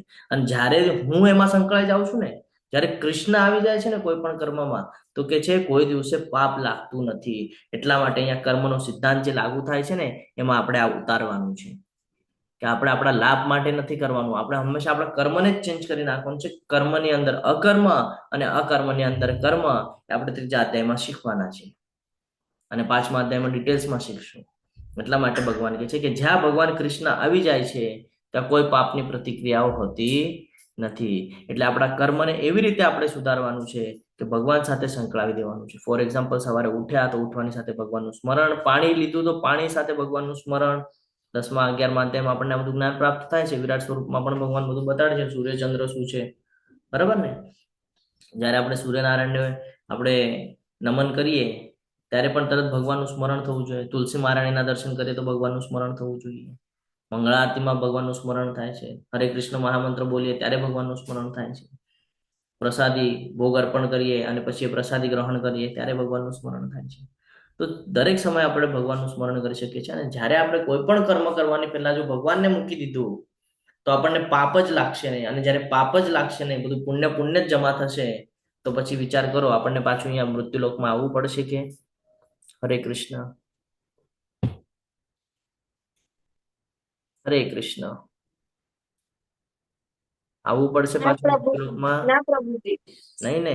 તો એ જ કે છે ભગવાન અહીંયા. હા, તો ભગવાન એ જ કે છે કે સુખ દુઃખે સમય કૃત્વા લાભા લાભો જયા જયો તથો યુદ્ધાય યુજ્યસ્વ નૈવમ પાપમ અવાપ્સ્યસી. કે તું સુખ કે દુઃખ, હાનિ કે લાભ અથવા તો જય કે પરાજય વિશે વિચાર નહીં કર. એ તારું પાર્ટ નથી. તારો પાર્ટ છે કે મેં તને કીધું ને યુદ્ધ કર, એટલે તું યુદ્ધ કર. અને એ કરીશ ને તો તને પાપ નહીં લાગે. કેમ? તો મેં તને કીધું છે, ભગવાન દ્વારા કહેવામાં આવેલું છે. એટલે જ ભગવદ્ ગીતાને જીવનમાં ઉતારવી જરૂરી છે. કે આપણને નથી ખબર આપણે શું કરવાનું છે, શું નથી કરવાનું, પણ જ્યારે જીવનમાં ભગવદ્ ગીતા આવી જાય છે તો આપણને ખબર પડી જાય છે કે કૃષ્ણ પ્રીત્યર્થે કરેલું કોઈ પણ કાર્ય આપણું કોઈ દિવસે નુકસાન કરાવતું નથી. હંમેશા એનો લાભ જ થાય છે. ફોર એક્ઝામ્પલ, આપણે અત્યાર સુધી જે જીવન વ્યતીત કરતા હતા ભૌતિક જગત સાથે સંકળાઈને, તેમાં ઘણી બધી બાબતો હતી જે આપણા સુખ અને દુઃખનું કારણ થતું હતું. બધા સાથે થતું હતું. સુખ અને દુઃખનું કારણ છે ને, કાંઈક ને કાંઈક પામવાની ઈચ્છા અને પ્રાપ્ત ન થાય તો તરત દુઃખી થઈ જતા હતા. પણ જ્યારે ભગવદ્ ગીતા જીવનમાં એન્ટર થઈ તો ભગવદ્ ગીતામાંથી આપણને જ્ઞાન પ્રાપ્ત થયું કે અહીંયા જે કાંઈ પણ છે આ બધું ટેમ્પરરી છે. બધું ટેમ્પરરી છે, થોડા સમય માટે જ છે, એટલે એમાં વિચલિત થવાનું નથી. અને બીજું કીધું કે જેમાં ઋતુઓ છે એવી રીતે સુખ અને દુઃખનું આવું ક્ષણિક છે, તો એમાં આપણે એમાં વિચલિત થવાનું નથી ને એને આપણે ન્યુટ્રલ રહેવાનું છે. હવે આ જ્ઞાન આપણને પ્રાપ્ત થયું અને આપણે ભગવાનની ભક્તિમાં લાગ્યા. હવે જ્યારે ભગવાનની ભક્તિમાં લાગ્યા છે ને કોઈ પાછી સિચ્યુએશન એવી આવી ગઈ કે જેનાથી આપણને દુઃખ થવા જેવું થાય, ત્યારે આપણને તરત શું ક્લિક થાય? ભગવદ્ ગીતાના શ્લોક કે ભાઈ આ તો ટેમ્પરરી છે, દુઃખ શું કામ કરવાનું, થોડાક સમય માટે છે, વયું જશે. એટલે તમે એટલું એને ઇમ્પોર્ટન્સ નહીં આપો. સમજી રહ્યા છો કહેવાનો અર્થ? જ્યારે ભગવાન તમારી સાથે કનેક્ટ થઈ જાય છે ને તો તમે ચિંતા નથી કરતા, તમે ભગવાન ઉપર બધું છોડી દો છો. અને ભગવાન તમને એવી બુદ્ધિ પ્રદાન કરે છે કે જેનાથી તમે એને એટલી વેલ્યુ નથી આપતા જેટલી તમે ભૌતિક જગતમાં પહેલા આપતા હતા. કોઈક આપણને જરાક કંઈક બોલી જાય તો આપણા મનને લાગી જાય, પણ જ્યારે ભગવદ્ ગીતા શીખેલી હોય ને તો કોઈ કેટલું પણ બોલે ને તો આપણે અહીંયાથી સાંભળીને અહીંયાથી નીકળી દઈએ છીએ. કારણ આપણને ખબર છે કે આપણે શું કરવા યોગ્ય છે ને શું કરવા યોગ્ય નથી. કારણ હું એક પણ વેણ જો બોલીશ તો હું કર્મના બંધનમાં બંધાઈશ, એટલે આપણે બોલતા નથી. તો આ બધું જ્ઞાન ક્યાંથી પ્રાપ્ત થાય છે? બધું ભગવદ્ ગીતામાંથી પ્રાપ્ત થાય છે. એટલે ભગવાન અહીંયા કહે છે કે સુખ હોય, દુઃખ હોય, હાનિ હોય, લાભ હોય, જય પરાજય, તો એનો વિચાર નહીં કર. તું ખાલી હું તને જે કહું છું ને તું એ માર્ગ ઉપર ચાલ. મેં અહીં પૃથક્કરણાત્મક અભ્યાસ એટલે કે સાંખ્ય દ્વારા આ જ્ઞાનનું વર્ણન કર્યું છે. સાંખ્ય એટલે શું ખબર છે? હરે કૃષ્ણ. હરે કૃષ્ણ. સાંખ્ય યોગની વાત કરે છે તો સાંખ્ય એટલે શું ખબર છે?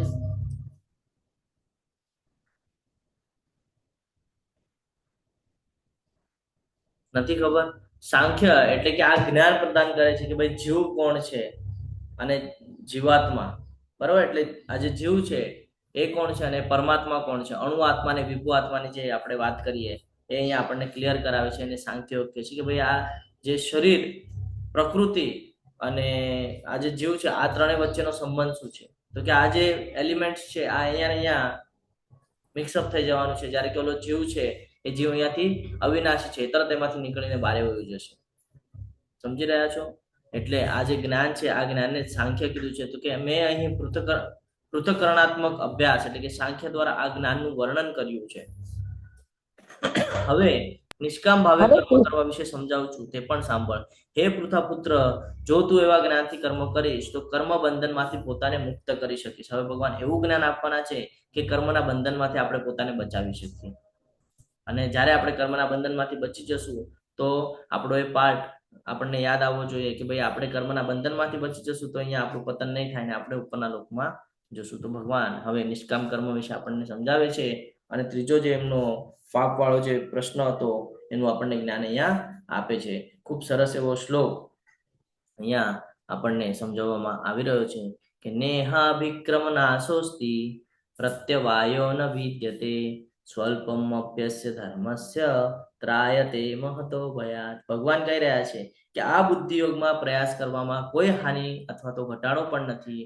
અને આ માર્ગ પર કરેલી થોડી પણ પ્રગતિ વ્યક્તિનું મહાન ભયમાંથી રક્ષણ કરી શકે છે. એક્ઝામ્પલની સાથે આપણે સમજીએ. આપણે લેવલ 1 ની અંદર ખિસકોલી વાળું એક્ઝામ્પલ લીધેલું, લેવલ 2 ની અંદર આપણે બીજું એક્ઝામ્પલ લઈએ છીએ. કયું એક્ઝામ્પલ છે આપણે સમજીએ. હા હર્ષા માતાજી બોલો. હરે કૃષ્ણ. અત્યારે તો ટાઈમ હોય કે શું ખબર નહીં તમારી પાસે, પણ મારે 2 મિનિટ પ્રભુજી જોઈએ છે. મારી હારે જે બનેલી સત્ય ઘટના છે ને પ્રભુજી 8-10 દિવસ પહેલાની જ છે, તો મારે થોડી શેર કરવી છે. તો લાસ્ટમાં કહું કે અત્યારે કહું પ્રભુજી? માતાજી એક 10 મિનિટ આપો, 10 મિનિટમાં આપણે આ ક્લાસ પૂરા કરીએ અને પછી તમારી જે છે ચર્ચા કરીએ.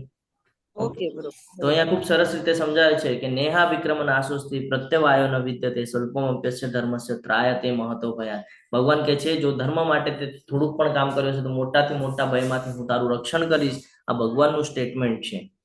અને અહીંયા આને આપણે સમજવું હોય તો હજી એક એક્ઝામ્પલ સાથે આપણે સમજીએ કે કર્મનો સિદ્ધાંત આપણને બધાને ખબર છે કે જેવું કરશું એવું થશે. સારું કરશું તો સારું થશે, ખરાબ કરશું તો ખરાબ થશે. એટલું આપણને જ્ઞાત છે. ઓકે. ઘણા બધાને એવી રીતે હોય કે પ્રભુ હું તો બધું સારું જ કરું છું બધાનું, તો પણ મારી સાથે ખરાબ કેમ થાય છે? તો આપણી સાથે ખરાબ એટલા માટે થાય છે કે ભગવાન ઈચ્છે છે કે તું મારા શરણમાં આવ. હજી સુધી આપણે શરણમાં ગયા નથી ને, તો એ જ્ઞાન આપણને પ્રાપ્ત કરવા માટે આપણને દુઃખી કરે છે. બીજી વાત એટલે જ્યારે આપણે ધર્મ માટે કર્મ કરીએ અથવા તો સમજી લો આપણે માળા કરીએ છીએ. એક એક્ઝામ્પલની સાથે આપણે સમજીએ કે સમજો હું રોજ એક માળા કરું છું. ઓકે, રોજ એક માળા કરું છું. થશે શું? એ કાઉન્ટ થશે. રોજને એક માળા કાઉન્ટ થશે ધીરે ધીરે. સમજો અંતિમ સમય સુધી મેં માળા કરી છે, વચ્ચેથી છોડી દીધી નથી, અંતિમ સમય સુધી મેં માળા કરી છે. તો મને કોઈક વ્યવસ્થિત તેનું લોક પ્રાપ્ત થશે. એ લોકમાં હું જઈશ. ત્યાં ગયા પછી તો કે ત્યાં ગયા પછી પણ મને ભગવાનની ભક્તિ પ્રાપ્ત થશે. ઓકે, ત્યાં ગયા પછી પણ મને ભગવાનની ભક્તિ પ્રાપ્ત થશે. અને સમજો કોઈ સંજોગવશ એવું થયું કે ભાઈ હું રોજ માળા કરું છું, મેં 4-5 વર્ષ 10 વર્ષ સુધી માળા કરી અને હવે મારી માટે માળા કરવી પોસિબલ નથી અથવા તો હું બૌદ્ધ જગતમાં સંકળાઈ ગયો, તો શું થશે? તો કે કર્મનો સિદ્ધાંત ત્યાં પણ લાગુ થશે કે જે કર્મ સારા કરેલા છે એ સારા કર્મ ભોગવવા માટે ઉપરનું લોક પ્રાપ્ત થશે અથવા તો ગર્ભ શ્રીમંત લોકોમાં જવા મળશે અથવા તો બ્રાહ્મણ કુટુંબમાં જન્મ મળશે જ્યાં ઓલરેડી વૈષ્ણવ છે. હવે જ્યારે આવા કુટુંબમાં જ્યારે જન્મ પ્રાપ્ત થશે જ્યાં વૈષ્ણવ છે, તો એ જ્યાં ભક્તિ અધૂરી રહી ગઈ હતી ત્યાંથી આગળ કન્ટિન્યુ થશે. એટલે 0 પર નહીં આવે. સમજો તમે 1-2 તમે પહેલી બીજીમાં ગયા, તમે બીજીમાં ભણ્યા અને પછી તમે સ્કૂલ છોડી દીધી, તો તમે નેક્સ્ટ ટાઈમ જ્યારે જશો ને તો તમે બીજી કરેલી છે તો તમે ડાયરેક્ટ ત્રીજીમાં બેસશો. પાછા બીજીમાં નહીં બેસો તમે, કારણ તમે બીજી પાસ આઉટ છો. સેમ એઝ ભક્તિમાં લાગુ થાય છે કે તમે જ્યાં સુધીની ભક્તિ કરેલી છે ત્યાં સ્ટોપ થઈ છે, તો એનાથી આગળની ભક્તિ તમને કરવા મળે છે. એવું નથી કે પાછું 0 થી ચાલુ કરવું પડે છે. આ ભગવાનનું આપણી માટે કહીએ ને આપણે કે એક ઓપોર્ચ્યુનિટી રાખી છે કે તમે જેટલી પણ ભક્તિ કરશો એ જ્યાં ભક્તિ તમારી સ્ટોપ થશે આવતા વખતે ભક્તિ ત્યાંથી કન્ટિન્યુ કરાવશે. એટલે તમે જોવો છો કે ઘણા બધા બાળકો જે નાના દેખાય છે લોકો શ્લોક બોલી જાય છે અથવા તો તરત ભગવાનના ભક્તિમાં સંલગ્ન થઈ જાય છે, કીર્તનમાં બેસી જાય છે. શું છે આ? પાછલા જન્મમાં કરેલી ભક્તિ અધૂરી રહી ગઈ છે ને, એ હવે ત્યાંથી કન્ટિન્યુ કરાવે છે. હા શ્રેયા માતાજી બોલો. હરે કૃષ્ણ. હરે કૃષ્ણ પ્રભુજી. આપણે છે ઈ તમે કીધું એમ કે આપણે કયા જન્મના કર્મ ભોગવતા હોય, તમે એમ બોલો છો કે આપણે જે છે ઈ ભગવાન એને જ દુઃખ આપે કે જેને ભક્તિ થઈ શકે. તો આપણે અત્યારે છે તો કોઈનું આ જન્મમાં ખરાબ કર્યું નથી, તો પણ આપણું કેમ ખરાબ થાય? માતાજી, પાછલા જન્મના પ્રારબ્ધ આપણને ખબર ન હોય ને, પાછલા જન્મમાં આપણે શું કર્યું છે. અને આ જન્મમાં ખરાબ નથી એવું કોઈ જ મનુષ્ય એવી રીતે ન સ્ટેટમેન્ટ આપી શકે કે આ જન્મમાં આપણે ખરાબ નથી કર્યું. કારણ આપણે બધા ભૌતિક જગત સાથે એટલા સંકળાયેલા છીએ કે એ ન કે એના પ્રકારે આપણે આપણા ખુશી માટે બહુ પ્રયત્ન કરેલા છે બધાએ. હું પણ આવી ગયો એમાં. બહુ હરે પ્રયત્ન કૃષ્ણ પ્રભુજી, હા, બોલો. જાણે અજાણ્યા કરેલા કર્મ પણ નડે છે ને. હા, પ્રભુજી અજાણતા થયેલા હોય તો પણ કર્મ નડે છે. આપણે એમ હોય આપણને કેટલા જન્મ સુધીના કર્મ નડે? 50 વર્ષ 84 યોનિમાંથી 50 વર્ષ સુધી ભીષ્મ પિતામહ ને સોરી પ્રભુજી, હું શેર કરું આ બાબત? હા, બોલો બોલો માતાજી. હા, એટલે ભીષ્મ પિતામહને પૂછે છે, ભીષ્મ પિતામહ કૃષ્ણ ભગવાનને પૂછે છે કે મને આ બાણ સૈયા કેમ મળી? હું તો બ્રહ્મચારી છું, મેં તો સારું કરવા માટે બધું કર્યું છે, છતાંય મને બાણ સૈયા કેમ મળી? તો એક એને દ્રૌપદીના ચીરહરણ જોયા હતા એટલે અને બીજું એને એ પાપ કહ્યું કૃષ્ણ ભગવાને કે તે જે 50 વર્ષ એને ટીવીમાં જેમ વિડીયો દેખાય, આપણે એમ વિડીયો દેખાડ્યો કે આટલા વર્ષ સુધી તે બહુ સરસ સમ્રાટ તરીકે કામ કર્યું, પણ 50 વર્ષ પહેલા એક સાપને જે તે સમ્રાટ હતો ને તારા રથના રસ્તામાં સાપ આવ્યો ને, એ સાપને તે મણિધર સાપને લાકડીથી ઉપાડીને કાંટાની ઝાડમાં ફેંક્યો. એ 21 દિવસ સુધી એ કાંટા એને વાગ્યા સાપને, એટલે એ 21 દિવસ સુધી સાપ રીબાણો, એટલે એને એ શ્રાપ દીધો કે જેણે મને આ કાંટાની જાળીમાં આવી રીતે નાખી દીધો છે એ 21 દિવસ આવી રીતે કાંટામાં રહેશે. એટલે એનું કર્મ અહીંયા બોલ્યું, એ પાપ કર્મ અહીંયા બોલ્યું 50 વર્ષે. ત્યાં સુધી એના પુણ્ય હતા, એટલે એમ કે સંચિત કર્મ પડ્યા હોય એ જ્યાં સુધી હોય ત્યાં સુધી ભોગવવાનું હોય સરસ મજાનું જીવન, અને પછી એ દુઃખ આવ્યું એમ. પણ માતાજી, તમે એવું કયો છો, પણ પેલાના જમાનામાં તો વિડીયો ને એવું તો કઈ અવેલેબલ નહોતું ને. આ જમાનામાં બધું ડિજિટલી થઈ ગયું છે તો વિડીયો નહીં, ભગવાન છે ને આપણી. પેલા તો ભગવાને ઘણું બધું વિજ્ઞાન કર્યું. ભગવાને એને દેખાડ્યા એક એક દ્રશ્યો કે પેલા આગલા જન્મમાં તે શું પાપ કર્યું હતું, એની પહેલા તે શું પાપ કર્યું હતું, એની પહેલા તારો કયો સરસ જન્મ હતો. એમ ધર્મનિષ્ઠ રાજા તરીકે પણ એ હતા, અને બધામાં સરસ એનું કાર્ય છે. પણ 50મું વર્ષ દેખાડ્યું ને ત્યારે એને કીધું કે આ જન્મ જો, હવે તું તમારે જોવું જ છે ને કે મને શું કામ દુઃખ પડે છે, એનું કારણ તમે જ જોઈ લ્યો. કૃષ્ણ ભગવાન તો બધી રીતે છે ને પૂર્ણ પુરુષોત્તમ, એને દેખાડ્યું જીવન દેખાડ્યું. વિડીયોની વાત નથી કરતી, પણ હું એમ કઉ છું કે જેમ આપણે વિડીયો જોઈને એમ એને દેખાડ્યું. હરે એટલે એક પુષ્ટિ માર્ગમાં હું પુષ્ટિ માર્ગીય છું, વૈષ્ણવ છું, તો એની અંદર વચનામૃતમાં જે શ્રી છે ને એ લોકો એવું કહે છે કે તમે જ્યારે જન્મો છો ને ત્યારે તમારી જન્માક્ષર લખાઈ જાય છે કે તમે કોની સાથે કેટલું રહેવાના છો, કેટલું રહેશો, કેટલું એની હારે મળશો, કેટલું લેણું છે, શું કરશો, ક્યારે ક્યારે શું થશે. તો શું પ્રભુજી એ વસ્તુ સાચી છે? હા, હું તમને છે ને લાસ્ટમાં હું તમને એક્સપ્લેન કરું છું. તમારો જે પ્રશ્ન છે ને હું તમને લાસ્ટમાં એક્સપ્લેન કરું છું. ઈલા સુંદરી માતાજી બોલો. હરે કૃષ્ણ. હરે કૃષ્ણ. પ્રણામ પ્રભુજી. પ્રભુજી, જેવી રીતના બાળકોને આપણે અમુક વ્યવહારિક શિક્ષાઓ શીખવાડતા હોય છે, તો આપણે માળા માટે સવારે સ્કૂલે જઈએ છીએ તો આપણે એવું કહીએ કે ના પહેલા માળા કરી લે પછી જઈશું, તો શું એ યોગ્ય છે કે નથી? હા, જો નાનપણથી જ આ બધું આપવાનું એટલા માટે જરૂરી છે કે જો નાનપણથી આપણે એ લોકોને ભક્તિ માર્ગ ઉપર લાવ્યા હશું તો એ લોકો જયારે વૃદ્ધ થશે ને ત્યાં સુધી એ લોકોના જીવનમાં એ હશે, એ પાર્ટ હશે કે ભાઈ નાનપણથી આદત છે ભક્તિ કરવાની, માળા કરવાની, તો એ અંતિમ સુધી હશે. અને અંતિમ સમયમાં જો ભગવાનનું સ્મરણ થઈ ગયું તો સીધા ગોલોક વૃંદાવન. હવે એ ગોલોક વૃંદાવન જશે એટલે એની 7 પેઢીઓનો ઉદ્ધાર થઈ ગયો, સૌથી પહેલી વાત. અને જો નહીં પણ થયું તો એને જે માળા કરેલી છે, તો જ્યાં સુધી એને માળા અને ભક્તિ કરેલી છે, હવે એનાથી આગળની ભક્તિ એને આવતા જન્મમાં જ્યાં એની સ્ટોપ થઈ ગઈ છે એનાથી આગળ એને પ્રાપ્ત થશે. તો આનાથી શું થશે કે તમે જે કર્મ કર્યું ને, તમે જેને આદત લગાડી કે નાનપણથી માળા કરવાની, તો એના સારા એમાં તમે પણ ભાગીદારી છો, એટલે એને જે લાભ મળશે એનો લાભ તમને પણ પ્રાપ્ત થશે, કારણ કે તમે એમાં એના કર્મમાં તમે સામેલ છો. સમજી રહ્યા છો? પણ જેવી રીતના આપણે ભગવાનની ખુશી માટે ઈચ્છાથી માળા કરીએ છીએ, જ્યારે બાળકને આપણે ફોર્સફુલી કે ના ભગવાનને દીપ અર્પણ કરી દે, માળા કરી લે, તો એ મતલબ એવું નથી ને કે પછી આગળ જતા એને એનાથી નફરત થઈ જશે, એવું તો ના થાય ને ના ક્યારે? ના ના ન થાય માતાજી. કેવું, હું તમને એક બાબત તમને સમજાવું કે નાનપણથી આપણે જે આદત લગાડી હોય ને એમાં એ લોકો મિક્સઅપ થાય. બાળકો જો એ લોકોને ગ્રાસ્પિંગ પાવર કેવી છે જુઓ તમે. એને તમે મોબાઈલ આપો, જેટલું તમને ના આવડતું હોય ને એટલું મોબાઈલમાં પોતે શીખી જાય છે. તો તમે નાના હોય ત્યારે જ એને ભક્તિનો ડોઝ આપી દો ને, તો મોટા થાય ને તો ઓલરેડી એના જીવનમાં ભક્તિ હોય, અને ભક્તિના લીધે એનું જીવન છે ને સરળ સરળ બનતું જાય. જે આ વિચલિત થાય છે ને વિચલિત ના થાય, એનો માઇન્ડ ઉપર કંટ્રોલ હોય, પછી એનું જીવનમાં નિર્ણય લેવાની ક્ષમતા વધી જાય, તો એ ક્યાંય અટકાય જ નહીં ભક્તિ માર્ગ ઉપર હોય એટલે. તો એને લાભ તો ત્યાં પણ થાય છે. એ જ તો ભગવાન સમજાવે છે કે તું તારું નિયત કર્તવ્ય કર્મ કરીશ ને તો તને લાભ બંને જગ્યાએ છે. તું જ્યાં જીવે છે ત્યાં પણ તને લાભ થશે, અને ભવિષ્યમાં જો તું મૃત્યુ થઈ ગયું તો પણ તને લાભ થશે. આ જ સમજાવે છે ભગવાન આપણને. અને અત્યારે આ જે શ્લોક છે, આ શ્લોકમાં પણ એ જ સમજાવે છે કે જો તે નાનામાં નાની ભક્તિથી શરૂઆત, કારણ કે આપણે કોઈ પણ વાતની શરૂઆત છે ને નાનાથી કરવાની હોય, ડાયરેક્ટ મોટાથી આપણાથી થાય નહીં. બરાબર? કોઈ પણ વૃક્ષ હોય તો એને આપણે વાવવું હોય તો શું કરવું પડે? પેલા બી નાખવું પડે, પછી એને ખાતર અને પાણી આપવું પડે, સમયે સમયે એને સૂર્યપ્રકાશ ને બધું આપવું પડે, અને પછી ધીરે ધીરે જોઈએ તો એ વૃક્ષ એટલું મોટું થઈ જાય કે પછી એને ફળ અને ફ્રૂટ ને બધું આવવા માંડે છે. બરાબર છે? સેમ એજ ભક્તિ માટે છે કે ક્યાંક એનું બીજ રોપણ થવું જોઈએ. શરૂઆત કેવી રીતે થાય? તો કે શ્રવણમથી સાંભળ્યું, પછી તો કે ભક્તિ કરવા માંડ્યા, કીર્તનમ, ભક્તિ કરવા માંડ્યા, અને ધીરે ધીરે એ વૃક્ષ એટલું બધું વિશાળ થઈ જાય છે. એનું કાઉન્ટિંગ જ્યારે થાય છે કે રોજ તમે એક માળા કરો તો તમે વર્ષમાં કેટલી માળા થઈ ગઈ? તમારી 365 માળા થઈ જાય. બરાબર? રોજની એકના હિસાબથી. હવે તમે એને ધીરે ધીરે વધારો છો તો એક કાઉન્ટિંગ થાય તો જથ્થામાં થઈ જાય છે, અને પછી એનું ફળ તમને પ્રાપ્ત થાય છે. સમજી રહ્યા છો? એટલે ભગવાન કહે છે અહીંયા કે જો તમે નાનામાં નાનું ધર્મ માટે જો કામ કર્યું હશે, ભગવાનને સેન્ટરમાં રાખીને કામ કર્યું છે ને, તો ઓબ્વિયસલી તમને એનો લાભ ડબલ મળવાનો છે. અને મોટાથી મોટા ભયમાંથી રક્ષણ એટલા માટે થશે કારણ કે તમે ઓલરેડી ભગવાનના સાનિધ્યમાં છો, ધર્મના સાનિધ્યમાં છો. અને જ્યારે તમે ધર્મની સાઈડમાં આવો છો ત્યારે જીત હંમેશા ધર્મની થાય છે. આ પહેલેથી ચાલતું આવ્યું છે.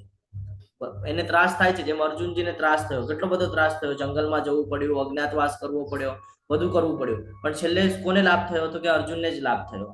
તો એવી રીતે આપણા જીવનમાં પણ છે. આપણને પણ પ્રોબ્લેમ્સ થશે, ઘણી બધી ઓલું થશે, પણ આપણે હારશું નહીં કોઈ દિવસે. ભગવાન આપણને હારવા નહીં દે એમાંથી.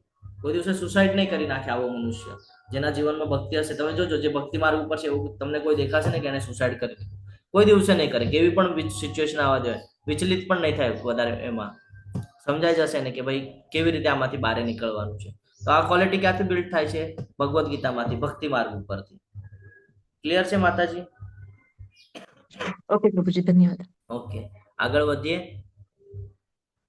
હર્ષા માતાજી, થોડો સમય આપણો વધારે થઈ ગયો છે તો આપણે લાસ્ટમાં હું તમને ચાન્સ આપીશ બોલવાનો. ઓકે માતાજી. કર્મ કરી છે મન, વચન અને કર્મથી, બરોબર? તો એવું નથી કે આપણે બોલીથી જ જે કર્મ કરીએ છીએ એ જ નડે, પણ મનથી જે આપણે અમુક એવું ખરાબ વિચારી લઈએ ને એ પણ આપણને નડતું હોય છે. તો આ એટલે જ કહેવાય છે ને કે કૃષ્ણ ભાવના યુક્ત કર્મ કરવું એમ.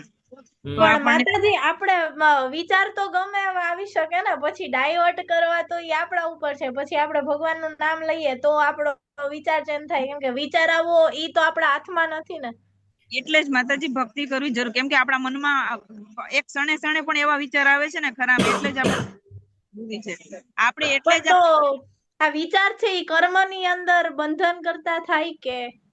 માતાજી, તમારો આન્સર છે ને આવતીકાલના શ્લોકમાં ક્લિયર થઈ જશે. તમે જે હમણાં પૂછ્યું ને કે વિચાર આવે છે, તો વિચાર કેવી રીતે આવે ને એ આપણે આવતીકાલે, આજે તો નહીં થાય પૂરું, પણ આવતીકાલના શ્લોકમાં તમને 100% ક્લિયર થશે. તો પણ હું તમને ક્લાસના એન્ડમાં સમજાવું છું હું તમને. એટલે પ્રભુજી, મને એક ડાઉટ છે કે મારું એક વખત આમ છોકરો બરાબર નહોતો તો મેં ડિવોર્સ લેવા પડ્યા. તો હવે મને ક્યારેક કઈ જોવા કરવાનું થાય ને તો મને પેલા એવો જ વિચાર આવે કે ઈ સારો તો હશે ને, એનો મગજ તો ખરાબ નહીં હોય ને, હેરાન તો નહીં કરે ને.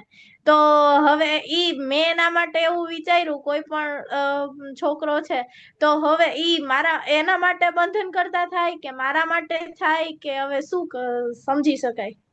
ઓકે, હું તમને લાસ્ટમાં સમજાવું માતાજી. અને એક રીતે છે ને બીક પણ લાગે કે હવે શું થશે, હવે શું થશે એમ. હું તમને લાસ્ટમાં સમજાવું છું માતાજી. ઓકે. યુદ્ધ ના કરવાનું પાંચમું કારણ અનિર્ણયતા. એનો જવાબ હવે ભગવાન 41મા શ્લોકથી આપવાની શરૂઆત કરે છે અને આપણે હવે જોઈએ કે ભગવાન શું કહે છે. વ્યવસાયાત્મિકા બુદ્ધિ રેકેહ કુરુનંદન બહુશાખાયનંતાશ્ચ બુદ્ધયો વ્યવસાયિનામ. હે કુરુનંદન, જે મનુષ્ય આ માર્ગ પર છે તેઓ ઉદ્દેશમાં દ્રઢ સંકલ્પ વાળા હોય છે અને તેમનું ધ્યેય પણ એક જ હોય છે. જેઓ દ્રઢ નિશ્ચય નથી તેમની બુદ્ધિ અનેક શાખાઓમાં વિભક્ત થયેલી હોય છે. Just a minute.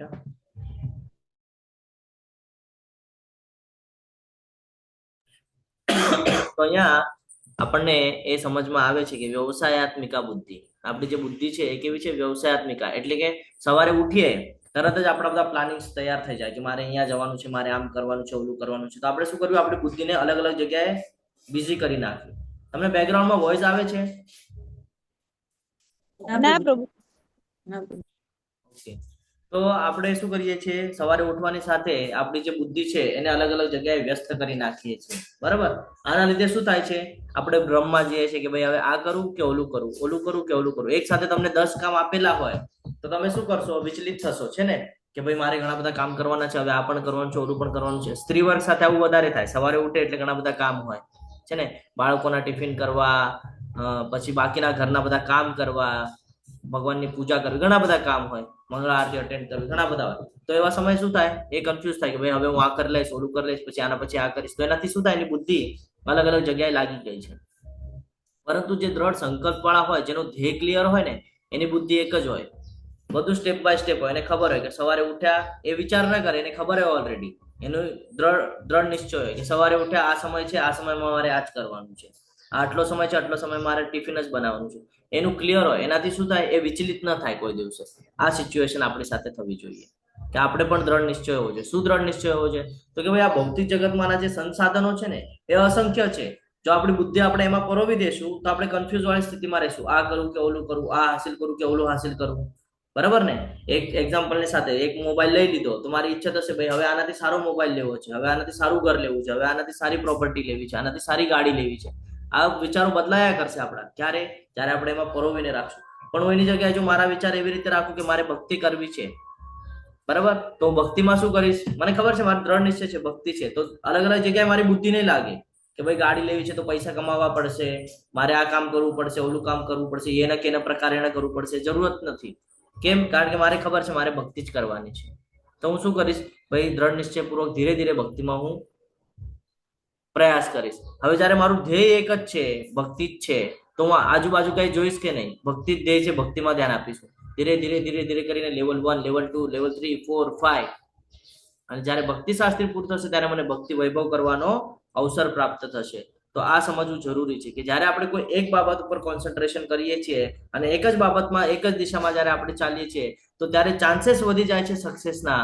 અને જ્યારે આપણે એક જ જગ્યા ઉપર હોવા પછી પણ અલગ અલગ જગ્યાએ જો આપણે બુદ્ધિને વ્યસ્ત કરીને રાખશું તો એના ચાન્સીસ બહુ રિયર હોય છે, બહુ ઓછા ચાન્સીસ હોય છે કે આપણે એને સક્સેસ કરી શકીએ. સમજી રહ્યા છો? જીવનની અંદર આપણને કંઈક પ્રાપ્ત કરવું હોય તો આપણે શું કરીએ છીએ? એના કેના પ્રકારે એના, બરાબર, કે હું આ પણ કરીશ, હું ઓલું પણ કરીશ, હું અહીંયાથી પૈસા કમાઈશું, ત્યાંથી પૈસા કમાઈશું, આમ પણ કરી લો, એમ પણ કરી લો. તો નથી, કોઈ એક કે બાબત એમાંથી થતી નથી. અને પછી શું થાય છે? આપણને દુઃખ થાય છે કે ભાઈ આમ પણ ન થયું ને એમ પણ ન થયું, મેં આ પ્રયાસ કર્યો ન થયું, ઓલું પ્રયાસ કર્યો ન થયું. બરાબર? એની જગ્યાએ જો એક જ દ્રઢ નિશ્ચય હોય કે મારે આ જ માર્ગ ઉપર ચાલવું છે અને તમે એના ઉપર જ જો ચાલો તો તમને ત્રાસ થશે. જેમ અહીંયા થાય છે એમ ત્રાસ થશે, પણ તમે ધ્યેય સુધી પહોંચી શકશો કારણ કે તમે એક જ માર્ગ ઉપર છો, તમે એમાંથી વિચલિત નથી થયા. સેમ ભગવાન અહીંયા સમજાવે છે કે વ્યવસાયાત્મિકા બુદ્ધિ રેકેહ કુરુનંદન બહુશાખાય અનંતાશ્ચ બુદ્ધયો વ્યવસાય નામ. તમારા બુદ્ધિને એક જ બાબતમાં કેન્દ્રિત કરો. 10 બાબતમાં કેન્દ્રિત કરીને રાખશો તો તમે કન્ફ્યુઝન વાળી સ્થિતિમાં જશો. એક જ બાબત પર કેન્દ્રિત કરીને રાખો કે હે કુરુનંદન, જે મનુષ્ય આ માર્ગ ઉપર છે, કયા માર્ગ ઉપર? ભગવાનના ભક્તિના માર્ગ ઉપર, તેઓ હંમેશા ઉદ્દેશમાં દ્રઢ સંકલ્પ વાળા હોય છે. એનો ઉદ્દેશ ક્લિયર હોય છે કે એને શું કરવાનું છે. ભગવત ધામની પ્રાપ્તિ. એને ખબર છે કે આ ભૌતિક જગતના જે સંસાધનો છે આ બધા ટેમ્પરરી છે, આ કઈ સાથે આવવાના નથી. તો એની જે બુદ્ધિ છે એમાં નહીં લગાડે, એની બુદ્ધિ લગાડશે લોંગ ટર્મમાં કે ભાઈ મારે ભગવત પ્રાપ્તિ કરવી છે, મારે ઉપરના લોકમાં જવું છે, મારે અહીંયા પાછું આ મૃત્યુ લોકમાં આવવું નથી, આ દુઃખાલય છે એ મારે પાછું આવવું નથી. તો એની બુદ્ધિ ક્લિયર છે, એક જ બાબતમાં લગાડી લેશે અને એમનું ધ્યેય પણ ક્લિયર હોય છે. જે દ્રઢ નિશ્ચય નથી હોતા એમની બુદ્ધિ અનેક શાખાઓમાં વિભક્ત થયેલી હોય છે, ભૌતિક જગતમાં સંકળાયેલા હોય છે અને પોતે જ કન્ફ્યુઝન વાળી સ્થિતિમાં હોય છે કે હું શું કરું અને શું નહીં. અને જ્યારે એને પ્રાપ્ત નથી થતું ત્યારે હંમેશા દુઃખી થાય છે. અલ્પજ્ઞાની મનુષ્યો વેદોની તે અલંકારિત વાણી પ્રત્યે અતિશય આસક્તિ ધરાવે છે કે જે સ્વર્ગ પ્રાપ્તિ, ઉત્તમ જન્મ, સત્તા વગેરે માટે વિવિધ સકામ કર્મો કરવાની ભલામણ કરે છે.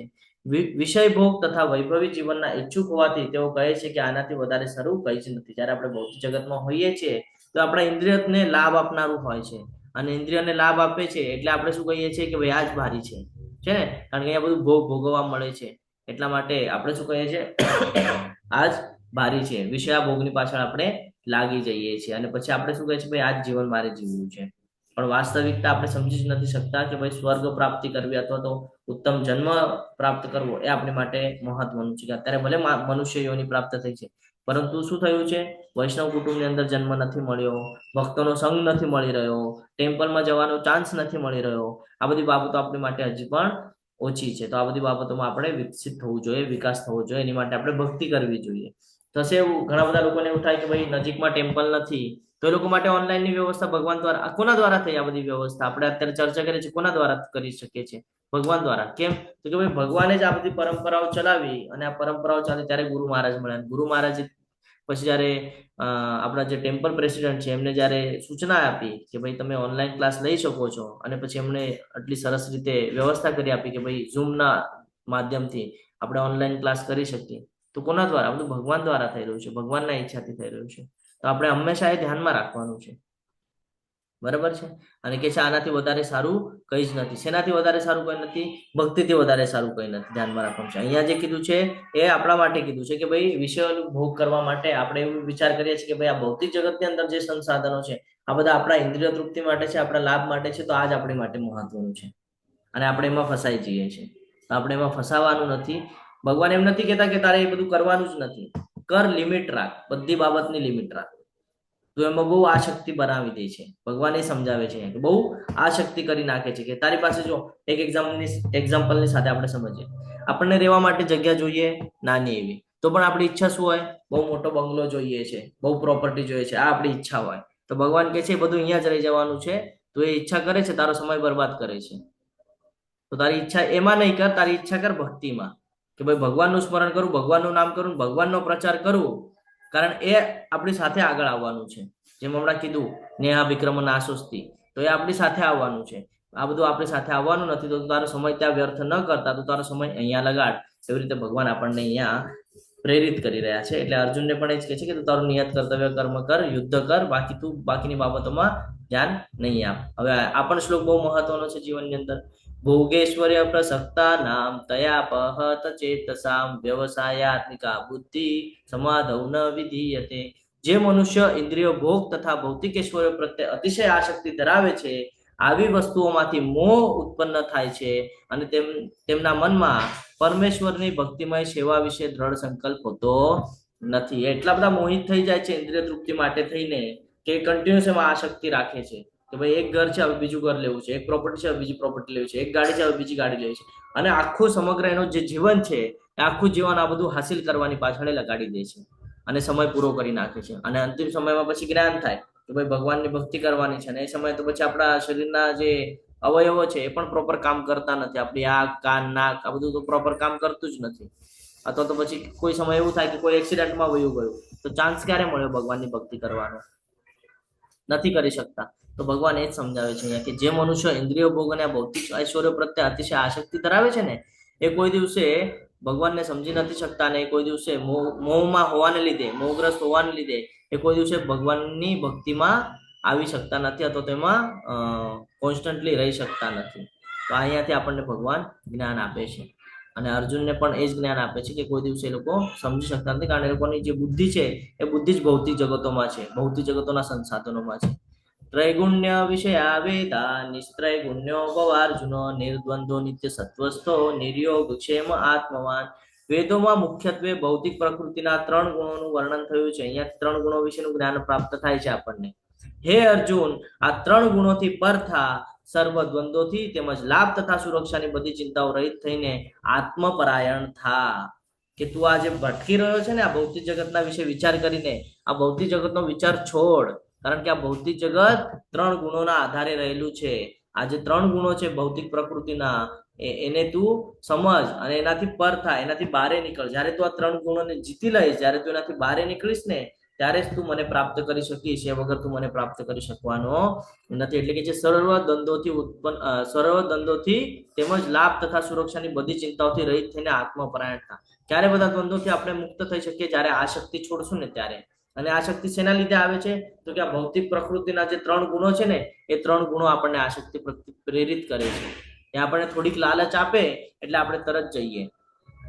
બોલું, તમે જોયું છે એક પિંજરું બનાવેલું પહેલાના જમાનામાં જોવા મળતું? એક પિંજરું હોય અને એમાં કઈક ખાદ્ય પદાર્થ મૂકી દીધો હોય ઉંદર માટે, અને ઓલું ઉંદર આવે ગોતતું અને પછી એને ભાવે એટલે ખાતું જાય અને પછી સીધું એમાં ફસાઈ જાય. સેમ એજ આપણી સાથે લાગુ થાય છે કે આપણને પણ ઇન્દ્રિય તૃપ્તિના કોઈક ને કોઈક સાધન એવા બતાડી દે અને પછી આપણે એને ખાતા, એને એન્જોય કરતા ત્યાં સુધી પહોંચે અને પછી આ જે સમગ્ર જે પેટી છે એટલે કે આ જગત, એની અંદર આપણે ફસાઈ જઈએ છીએ અને પછી એમાં આપણને જીવન વ્યતીત કરવું પડે. તો આ સમજવું બહુ જરૂરી છે. એટલે આ 3 ગુણોથી પર થવાની વાત થાય છે. હવે આ 3 ગુણો કયા છે આપણે 3જા અધ્યાયમાં જોવાના છીએ. પરમ દિવસે આપણે જોશું. તો ભગવાન કે છે આત્મપરાયણ થા અને આ બધામાંથી તું બારે નીકળ. યાવાનાર્થ ઉત્પાને સર્વાત સંપ્લુતો દગે તાવાન સર્વેષુ વેદેષુ બ્રાહ્મણસ્ય વિજાનત. જે હેતુઓ એક નાના કુવાથી સરે છે તે બધા હેતુઓ વિશાળ જળાશયથી તરત જ પરિપૂર્ણ થઈ જાય છે. તે જ પ્રમાણે વેદોમાં રહેલા ઉદ્દેશને જાણનાર માટે વેદોના સર્વ આશયો સિદ્ધ થઈ જાય છે. અહીંયા આપણે લેવલ 1 ની અંદર પણ એક એક્ઝામ્પલ લીધેલા, એવી જ રીતે આપણે ફરીથી એક એક્ઝામ્પલ દ્વારા સમજીએ કે અહીંયા કીધું છે જે હેતુઓ એક નાના કુવાથી સરે છે. આપણે શું કરીએ છીએ? નાની બાબતોમાં આપણે વ્યસ્ત થઈ જઈએ છીએ કે આ પણ લઉં, ઓલું પણ લઉં, આ પણ કરું, ઓલું પણ કરું, છે ને. પણ અંતિમ ધ્યેય જયારે ખબર પડે છે ત્યારે શું થાય છે? તો કે ભાઈ એક જ માર્ગ પકડ્યો હોત ને તો અત્યારે ચિંતા ન હોત. આપણે અલગ અલગ માર્ગ પકડતા હોઈએ છીએ. તો અહીંયા એ જ સમજાય છે કે એક જ માર્ગ પકડવાનો છે. એક ઉદાહરણની સાથે આપણે સમજીએ કે મારા ઘરની સામે જો 10 કુવા હોય અને 10 કુવા અમે બાંધીને રાખ્યા છે, કુવાની અંદરનું પાણી હું અલગ અલગ વસ્તુ માટે વાપરું છું. કપડા માટે અલગ, વાસણ માટે અલગ, રસોઈ માટે અલગ, સ્નાન માટે અલગ, છે ને. જો હું અલગ અલગ વાપરું, પાણી તો ગુણધર્મ એક જ છે ને, એ તો બધા માટે કોમન છે. બધી જગ્યાએ પાણી યુઝ થઈ શકે છે. તો પણ હું અલગ અલગ કુવાનું પાણી લઈને અલગ અલગ કામ માટે વાપરું છું. અને એક જ નદી બાંધેલી છે એટલે મારા ત્યાંથી નદી જાય છે ઘરની સામેથી, અને પાણી બધી માટે વાપરું છું. કયું લાભ વાળું છે? હરે કૃષ્ણ. કયું સારું છે આ બંનેમાંથી? હું દરેક કુવામાંથી પાણી અલગ અલગ માટે વાપરીશ તો મને યાદ રાખવું પડશે કે 1 નંબરના કુવાનું પાણી કપડા માટે છે, 2 નંબરનું વાસણ માટે છે, 3 નંબરનું સ્નાન માટે છે. અમારે યાદ રાખવું પડશે. પણ જો નદી હશે તો નદીનો જ ઉપયોગ કરી શકાય પ્રભુજી. બરાબર ને? તો મારે યાદ રાખવાની જરૂર નથી. વહેતું પાણી છે, એમાં ડોલ અથવા તો બાલદી નાખીને હું પાણી ભરી લઈશ અને એનો ઉપયોગમાં લઈશ. સેમ એજ અહીંયા લાગુ થાય છે. શું? તો કે ભાઈ અલગ અલગ શાસ્ત્રોને વાંચશું, બરાબર, તો એનો ધ્યેય ક્લિયર થવા માટે ટાઈમ લાગશે. કેમ? કારણ કે એને સમજવું પડશે. એમાં પણ તર્ક વિતર્કો આવશે, બુદ્ધિ ભ્રષ્ટ થવાના ચાન્સીસ છે, કન્ફ્યુઝન થવાના ચાન્સીસ છે. અને જો હું એક જ વાંચીશ તો, એક જ શાસ્ત્ર ભગવદ્ ગીતા જ વાંચીશ તો કે જેટલા પણ શાસ્ત્રો છે ને બધાનો નિચોડામાં આપેલો છે. તો હું ખાલી ભગવદ્ ગીતા અને ભાગવતમ બી વાંચી જઈશ ને તો પણ મને સૃષ્ટિ શું છે અને આ ભગવાન શું છે ને હું કોણ છું આટલું પણ ખબર પડી જશે મને. અને જયારે હું બીજા શાસ્ત્રો વાંચીશ તો એનો પણ મૂળ ઉદ્દેશ એ જ છે. એટલે આ ફરીથી આપણને એમ સમજાવવામાં આવે છે કે કોઈ કર્મયોગ દ્વારા ભગવત પ્રાપ્તિ કરે છે, કોઈ જ્ઞાન યોગ દ્વારા કરે છે, કોઈ અષ્ટાંગ યોગ દ્વારા કરે છે ને, કોઈ હઠ યોગ દ્વારા કરે છે અને કોઈ ભક્તિ યોગ દ્વારા કરે છે. તો આપણે એવી રીતે સમજી શકીએ કે આ બધા યોગ એટલે નાના નાના કુવાઓ અને ભક્તિ યોગ એટલે કે એક જ નદી. તો આ આપણે આવી રીતે સમજી શકીએ છીએ કે હું અલગ અલગ શાસ્ત્રોને વાંચવાનો પ્રયત્ન કરીશ અને ભગવાનને સમજવાનો પ્રયત્ન કરીશ તો હું ગડબડી જઈશ. કારણ કે અમુક લોકો શિવજીની ઉપાસના કરતા હોય તો એ લોકોને લાગે કે ભાઈ મહાકાળ છે. પણ જયારે આપણે ભાગવતમ વાંચીએ અથવા તો પદ્મપુરાણ વાંચીએ તો એમાં શિવજી જ કે છે. શું કે છે શિવજી? કે હું પણ કોની આરાધના કરું છું? વિષ્ણુની આરાધના કરું છું. ત્યાં પાછું આપણને કન્ફ્યુઝન થાય કે ભાઈ અહીંયા તો કે છે કે વિષ્ણુની આરાધના કરું છું, છે ને. એટલા માટે આ બધું સમજવું જરૂરી છે કે અહીંયા એ જ કે છે કે અલગ અલગ કુવાની જગ્યાએ તમે એક જ શાસ્ત્રને હાથમાં લઈ લો, એક જ બાબતમાં તમે દ્રઢ નિશ્ચય કરો કે મારે આ જ કરવું છે ને આમાં જ આગળ જવું છે, તો તમને એમાં સફળતા પ્રાપ્ત થશે. તમે જો 10 જગ્યાએથી લેવાનો પ્રયત્ન કરશો તો એ કઈ પોસિબલ થવાનું નથી. કન્ફ્યુઝનું કામ થશે અને એમાં તમે જીવનમાં સફળ થઈ શકતા નથી. આ ભૌતિક જગતમાં પણ લાગુ થાય છે અને આધ્યાત્મિક બાબતમાં પણ લાગુ થાય છે. આધ્યાત્મિક બાબતમાં એવી રીતે લાગુ થાય છે કે શાસ્ત્રો એટલા માટે વાંચવાના છે કે ક્લિયરન્સ આવે, બાકી ફોલો ભગવદ્ ગીતાને કરવાનું છે, કારણ જીવન તમે ભગવદ્ ગીતા વાળું જીવી રહ્યા છો. ભગવદ્ ગીતામાં જે આપણને સંબોધન આપ્યું છે એ પ્રમાણે આપણું જીવન ચાલી રહ્યું છે. તો ભગવદ્ ગીતા લાઈફ મેન્યુઅલ છે.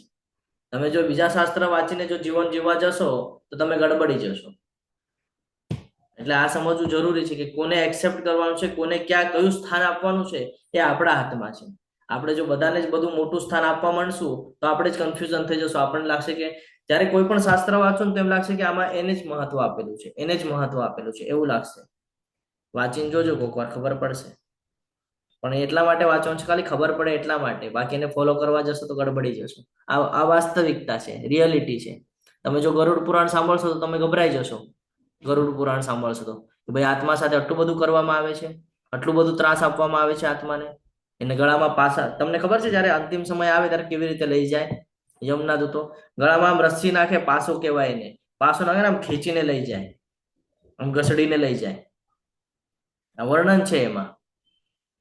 હરે કૃષ્ણ. પ્રભુજી, ગરુડ પુરાણ તો બહુ ડરાવનું છે, વાંચવું અઘરું છે. એક પેજ વાંચ્યો પણ બહુ ડર લાગે. તો એની કરતા ભગવદ્ ગીતા સારી ને. ભગવદ્ ગીતામાં તો સીધું કીધું છે, ભક્તિ માર્ગ ઉપર આવો, મારા શરણ માં રહ્યો, તમારે કોઈ યમના દૂત પણ નહીં આવે, સીધા નારાયણના દૂત લેવા આવશે, છે ને. તો એટલા માટે આ બધું ફોલો કરવું જરૂરી છે. હું આશા રાખું છું કે તમને અહીંયા સુધીનું સમજાણું હશે. અહીંયા આપણે વિરામ લઈએ છીએ. આગળના શ્લોકથી આપણે આવતીકાલે જોશું. તો અહીંયા વિરામ લઈએ. તમે બધા ખૂબ શાંતિપૂર્વક સાંભળ્યું એટલે તમારા બધાનો ખૂબ ખૂબ આભાર વ્યક્ત કરું છું. આ સાથે આપણે અહીંયા વિરામ લઈએ છીએ. વાંછા કલ્પતરુભ્યશ્ચ કૃપા સિંધુભ્ય એવ ચ પતિતાનાં પાવનેભ્યો વૈષ્ણવેભ્યો નમો નમઃ. અનંત કોટી વૈષ્ણવ વૃંદ કી જય. ભગવદ ગીતા કી જય. શ્રીલા પ્રભુપાદ કી જય. સદગુરુદેવ કી જય. હરે કૃષ્ણ કૃષ્ણ કૃષ્ણ હરે હરે, હરે રામ રામ રામ હરે હરે. ચેટ બોક્સ ની અંદર